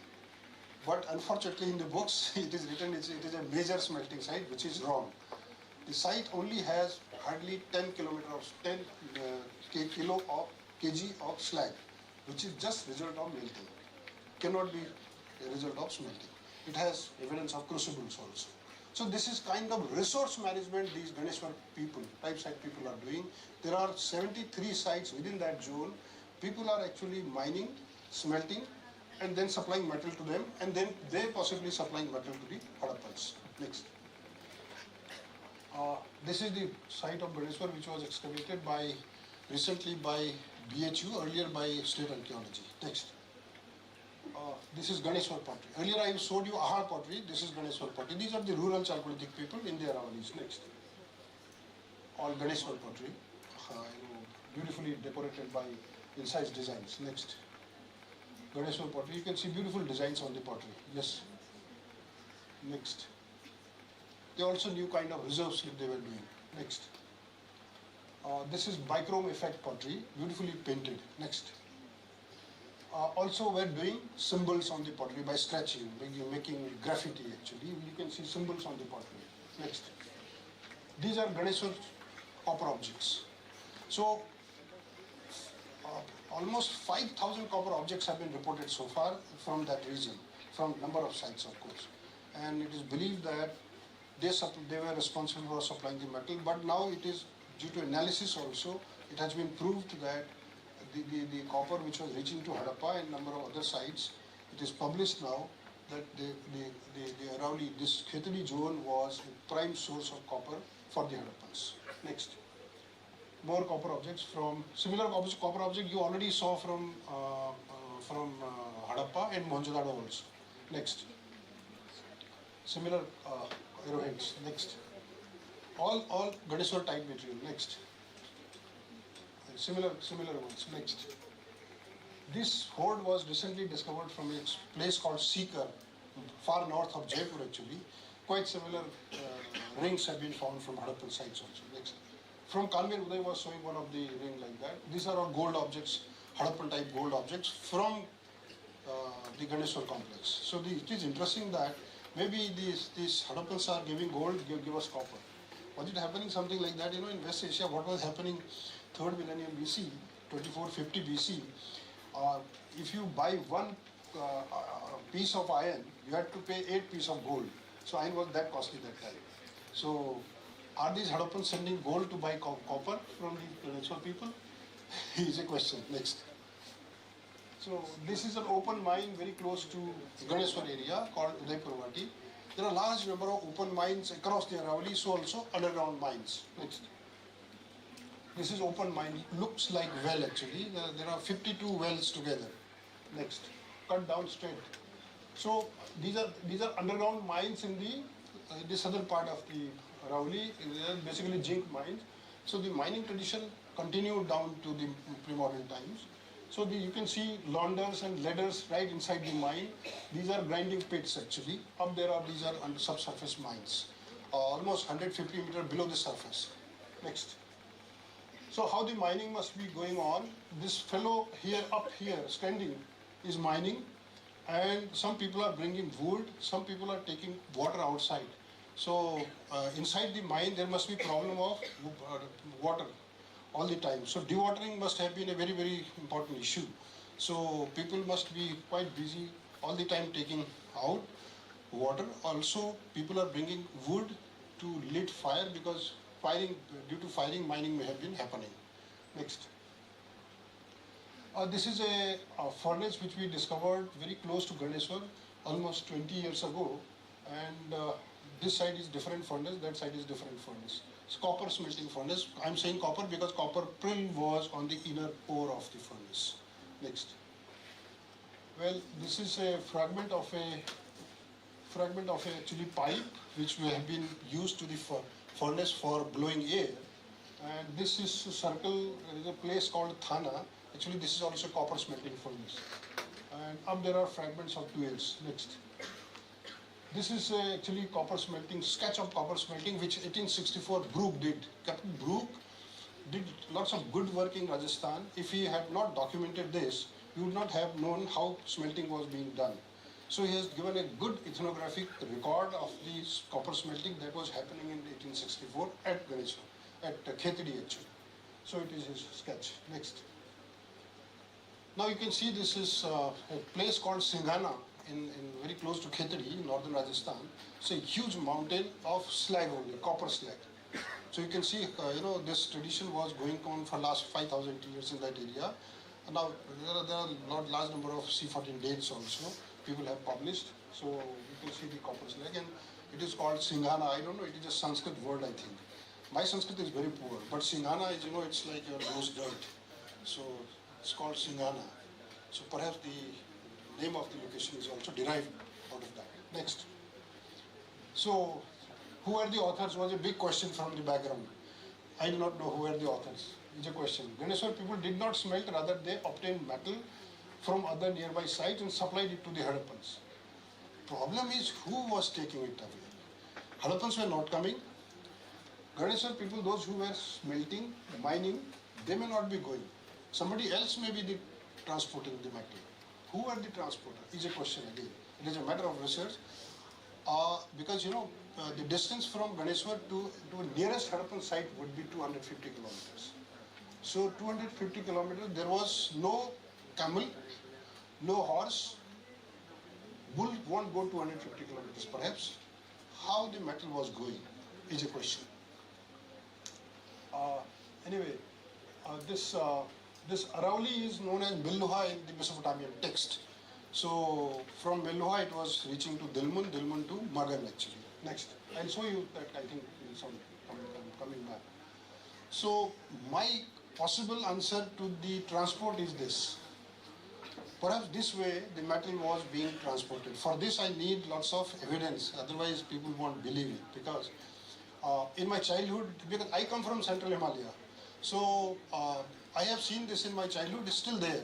So what was happening from India till 1972, when the borders were seized between India and China, so lots of grains were, loaded on these ships, 5 kg, 5 kg, almost 10 kg. So it goes to Taklamakan in Tibet. From Tibet it was going to China. From China, lots of salt was coming to India. So in the entire Himalayan area, the Chinese salt was coming till 72, 73. So this is how this through the Himalayan corridors, this trade was happening. So possibly for the Harappans also, this kind of trade was being operated through which the metal was reaching to the Harappans. Otherwise, it is very difficult to make such long distance transportation of the metal because it is a heavy object in any case. Next. So, see, this is Meluha for Mesopotamians because it is coming in their text. Indus area. This is Magan area of Oman, where we have half a dozen sites, I think. Ras al-Junayd is a very, very well-known site which was excavated by Toshi. And then it is going to Bahrain area of Dilmun. From Dilmun, ultimately Mesopotamia. So such a long distance these Harappans were trading. Also they were trading with Central Asia because Central Asian material is found at the Harappan sites. Number of seals toward the end of the urbanization. Several sites have yielded Central Asian seals. Next, we have discovered this terracotta model which looks like boat. So that was at our site at Kanmer, and I think this may have been mini model of the boat actually. Perhaps in between there is a thread, rassi, maybe they are using. Next. So these are terracotta seal impressions. So stamped by the same seal. They all have perforation in the center. They, on the front side, they all have same stamp, stamped by the same seal. It was a square seal they have been stamped. But on the reverse, all have different names, different symbols or different sign. So we have identified them as identity cards. So they may be hanging on their neck, going with the luggage, saying this, I have come from this country. For example, all of you are hanging, your identity card in your neck, something like that. So this was the important discovery that happened from our side, that this kind of argument helped us to explain the site also. The site may have been very important because it was located very close to Little Run, which is a very, very big source of agate, a siliceous raw material. They may be procuring agate, making beads, because there is good evidence of making this bead at large scale, may be supplied. So production of that site was very, very important, and they may be involved in trade. Therefore, they needed this kind of identity card. See, I have come from this country. So the point is, if you see in all, you have unicorn. In all the Harappan sites, important Harappan sites, you have unicorn. Other animals keep changing. Unicorn is everywhere. For all of us, Ashok symbol is no problem. Other symbols we may fight, but Ashok is all right. Isn't that? Yes or no? So maybe for Harappans, this unicorn is Ashok, is applicable to all the sites. So this also shows the ideology of the Harappans. Next. So Aravalli contributed immensely by contributing copper and many other metals, including minerals. Lots of stones were also going to number of Harappan sites for grinding purpose or other purpose also. A large variety of rock types such as quartz, quartzite, limestone, soapstone and other minerals were being supplied from Aravalli. For transportation, perhaps sea was used. Maybe, of course, this needs lots of research. Next, as a portal. Thank you very much.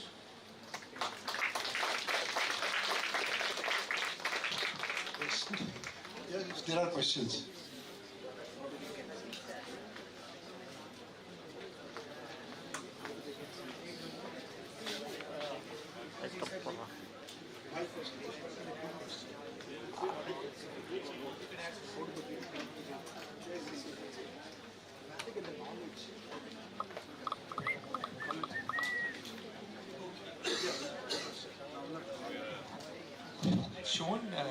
unicorn symbol.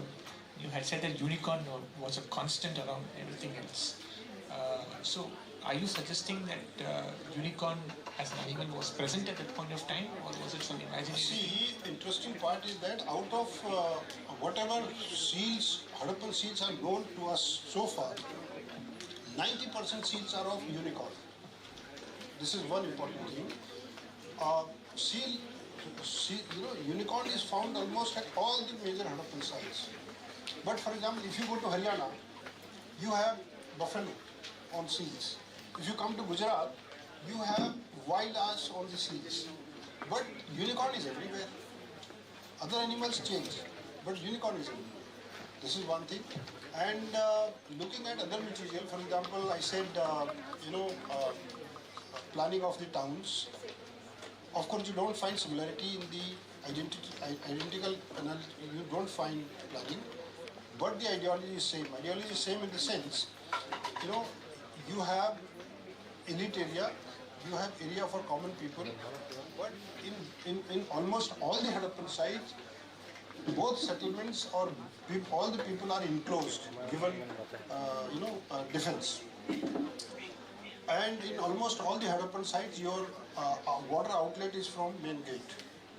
Almost all the Harappan sites, of course, not all on cardinal direction, but interesting part is that your house patterns are similar. So the ideology is same. This is what I'm saying.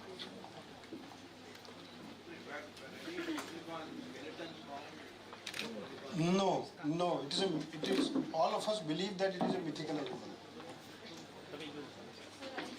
Yes. So you were showing about the copper mines. So is there any evidence for gold mines also? Gold has been a big problem for the Harappans. It was debated well. There was, there are people, it was D.P. Agrawal's work in 71, in which he has suggested that it was a Piplika gold, which is very commonly referred to text. This was one area. The other thing was Kolar gold mines. Then there was no idea from where Harappan gold was coming. But thanks to Randall Law, recently his book has published a couple of years ago. He said, he has clearly mentioned in his text, showing the analysis also, the copper deposits in northern Aravalli also has gold. So since copper was going to the Harappans from northern part of Aravalli, also southern part, not only northern. So he strongly suggests that perhaps this gold was also being procured from the Aravalli region. Yes, please go ahead. So how old is this unicorn figurines? Actually, unicorn appears when the urban phase starts, 2600 BC. We have seals coming up. Kunal, I showed you the evidence, square seals. But unicorn is not visible, in around 3000, 2006, 800. Unicorn is not being visible. Maybe some evidence may come. I don't say no, but sure evidence is 2600 BC when the urban phase is appearing. So that means this unicorn is a hybrid imagination of a horse and a horse with a horn. Actually, for us, you ask any archaeologist would say it is a mythical animal because we don't have any skeleton for it, as he said. So we do not know why and how they conceived this mythical animals, scene. And naturally, if for any imagination, or even now it is depicted as a horse with a horn. That is what we call. Yeah, but horse generally do not have horn. No, I do agree. So in that sense, Harappans were known about horses. Yeah, actually what happens in most of the civilizations, some animal is associated, mythical. For example, if you see the Chinese one, this dragon, is again a mythical kind of, animal. So I don't know for what reason, how.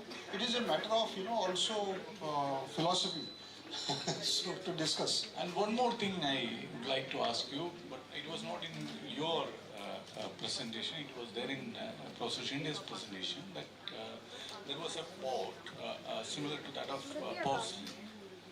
Porcelain. Porcelain. Okay, okay. So was there any No, porcelain? no, porcelain was not there, but actually, I showed you reserved slip. Reserved slip was, the temperature must have been raised to 1000 degree to make that reserved slip. So that technology is lost. The reserve slip was, the Harappans were using reserve slip. It was deluxe pottery of the Harappans. Also, the reserve slip, the Ahadians knew they were making. In fact, the Ahadians were making reserve slip much earlier than the urban phase people in the Harappans. Almost 700 years earlier. So it is even believed that the idea of reserve slip might have come down from Rajasthan, Araulis to the Harappans along with metal, so that they started it. So this is exchange of ideas, transfer of ideas among the cultures actually. So porcelain, I don't know, this may be Faiz Muhammad Faiz graveware which looks like porcelain to common people. It was there in Yes. Good afternoon, sir. My question is, sir, you told there were 4 types of available for the textile: jute, copper, silk. So my one doubt is, from where did they imported silk? Silk, no, tussar silk. It is. Okay. You have this insect which out of which you can. Okay, create that is found in particular tussar Harappa region where it was. And my sir, I have one more question. Second, the seals. You told it might be as a evidence of identity cards, just like you gave an example of our identity cards. According to me, what I think is we found numerous seals, different shapes. Some are rectangular, some are circular. Might be those seals, as you told, it was used as trademarks to show I'm a trader coming from this particular city. What I think might be they, right now we have nameplates.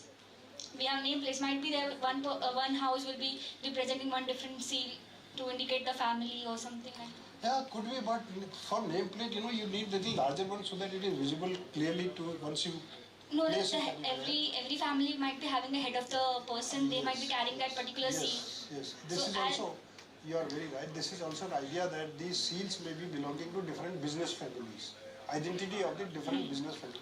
Right? You are thinking on the right term. This is also a hypothesis within the existing literature. But when we discovered it, when all of us had big party after discovering such seal impressions, so the idea came up immediately. These are identity cards without any discussion actually, and whomever I saw these are all published now. So wherever I saw, people tend to agree. You may surely question it. So But nameplate, Dhalavira, what process Hindi was showing, the security rules he was showing. In the security room, there is a long plate. This is perhaps the only signboard discovered from any Harappan site. It is made of gypsum stone, and it is still there. So one more question about seals only. Is there any kind of chronology that seals were particularly found in the middle town or the lower town specifically, or somewhat like that? There was any kind of chronology? Right. Actually, what happened? Initially it was an idea that seals are only in the citadel area. Elite people may have been using. This was an idea initially in 80s, 70s of the last century. But after the discovery of excavation of Banavali site, this narration went off, because then the seals came up from the lower town also, or also from houses do not belonging to the elite people. This is one thing. The other thing is that interesting part is when you are in the pre-urban phase or when you are in the post-urban phase, you have non-iconic seals, non-iconic. But when you are in the urban phase, then you have icons. That is the big difference. Thank you, sir.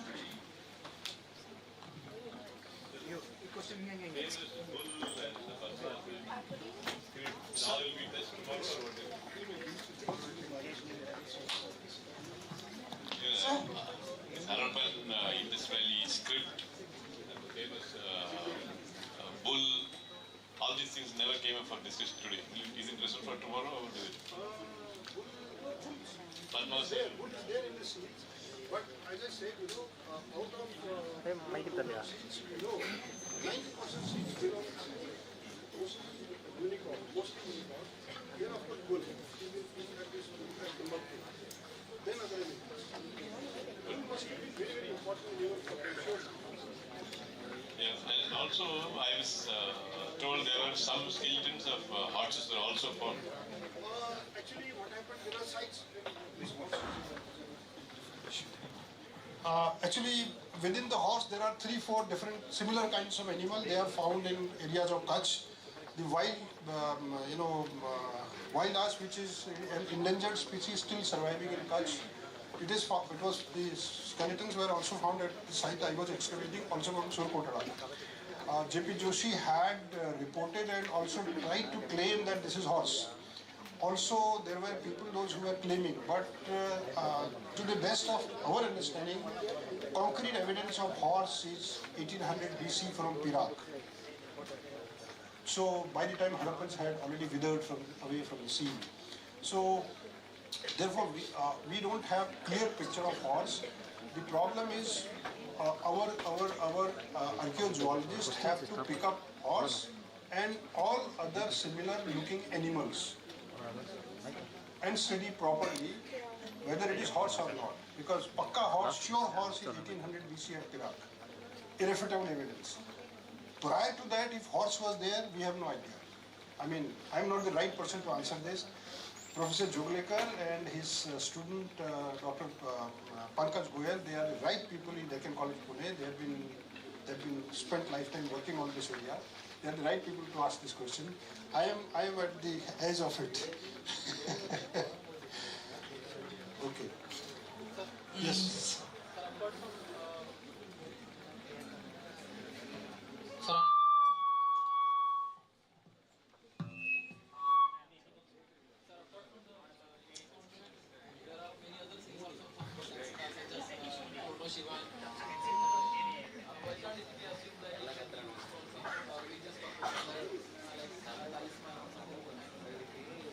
Yeah, possibly. There is, as long as the script is not deciphered, there is no harm, throwing any idea. It's always good. It's open up, plethora of problems and whatever comes out of the sea finally. So we all have to accept it. I won't say no. I would say go ahead with the throwing more ideas. Always good. But the only thing that since all these seals, whether button seal or bigger ones, most of the seals had a handle on the rivers. So either you can say they were just for holding, or you can say they may be using some thread to hold in their neck, because stamping would destroy these seals. Maybe not stamping, but just sewing. Yes, we have come from. Also, stamping has also been done. Not saying that not done. Also, there is evidence of stamping is there. Yes. Regarding black and red, you mentioned that the black and red you are showing here is somewhat different from that of the typical megalithic black and red. What's the difference? The black and red ware I was showing is mostly fragments of bowls, right? And the bowls of Ahar has white painting, is most famous in northern India. Black and red ware has a very long history ranging from Neolithic times, at the time when agriculture started, down to historic time. It is there. But the Ahadian black and red ware white painted one is very famous. It has bowls and rarely medium-sized jars. But the black and red ware, which is in peninsular India with megalithic culture, has medium-sized jars, hardly bowls, no bowls at all. Totally different purpose, or shapes are different. So for us, for archaeology people, those who study settlements, especially ranging from Neolithic to pre-modern times, pottery is signature of any culture. So for pottery, we have to look for shapes, for surface treatment, color, decoration. So these things become signature of any culture. Apart from the usage, any difference in Yeah, there is, the manufacturing technology, once we study pottery, so pottery mostly are of two qualities, fine or coarse. But depending on what purpose your pottery is serving, if it is tableware, it is generally fine material. But if it is storage material, then it is coarser. But surface treatment, culture to culture differs. But when they are making cooking pots, its matrix is different than tableware as well as storage purpose. cooking pots in matrix is completely different. Sir, I have a question. You said that Chalcolithic cultures existed in the contemporaneous with the Harappan culture to the east, such as Ahasabana, Malwa, Jorbe, etc. After the collapse of the IVC's mature phase, when people began moving eastward, was there any conflict between the already existing Chalcolithic cultures and the newly moving Harappan ones? Yeah, actually, among the Chalcolithic cultures, it was North Gujarat Anartha culture, Ahad in southern Rajasthan, Ganeshwar in northern Rajasthan. These are all contemporary to the Harappans. The Harappans were, after the decline, were moving towards Punjab. We don't have any evidence of conflict. Don't have any evidence. And the Harappans are not physically entering to these areas. Towards the end, the Harappans in Gujarat, when they are moving to eastern Gujarat, then they are still percolating down to the corner of areas of Maharashtra also.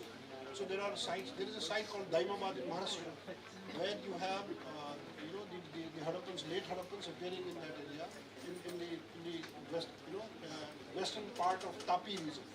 So they are entering. But conflict, no. We don't have evidence of conflict. Conflict is happening only when at Inamgaon with the Jorwe people, Jorwe culture people, and people from peninsular India, these megalithic people, when they are moving towards north possibly, the conflict is happening there. Otherwise, we don't have evidence of conflict. Yes, sir. I have another question. As for the copper hoard culture which exists later on, as far as you know, most historians concur that it is an Indo-Aryan culture. Yet we have evidence of the copper hoards being reused from previous IVC copper elements. How do we reconcile the fact that most textual historians assign them to be Indo-Aryan, yet the material culture is recycled from that of the Harappans? First of all, whoever is writing Indo-Aryan, they don't have any evidence. First of all, let us make it very clear. Second thing, copper hoard is a reality.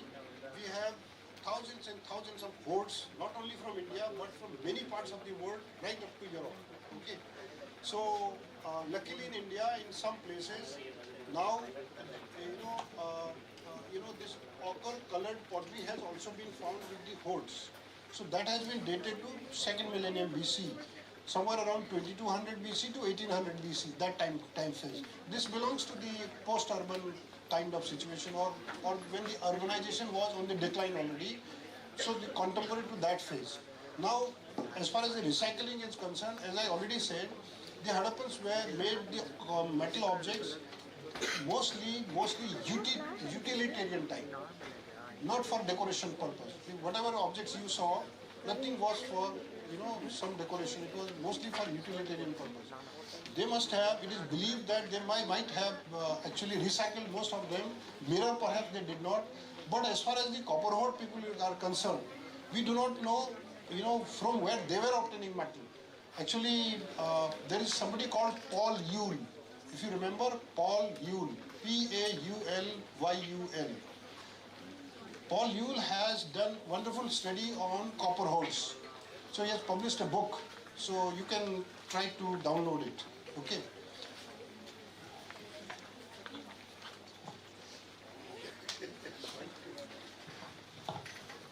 Thank you very much.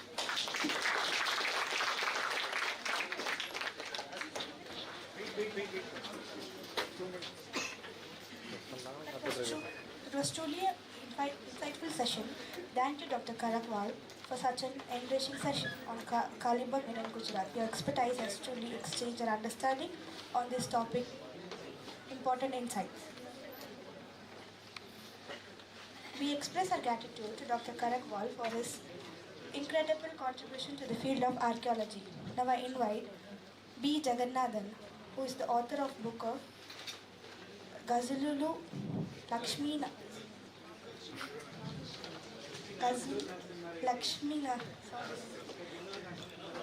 Narayana Chattu, author of the book. Felicitate Dr. Karakwal with token of our appreciation. Please, photo மட்டும் வா.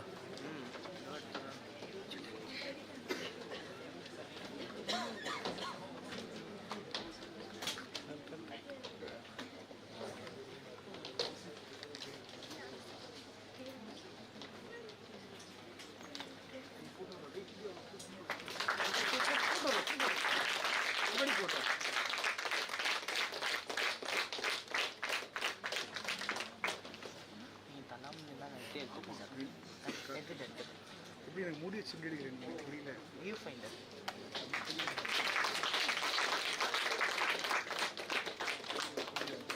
கொஞ்சம் focus பண்ணுங்க.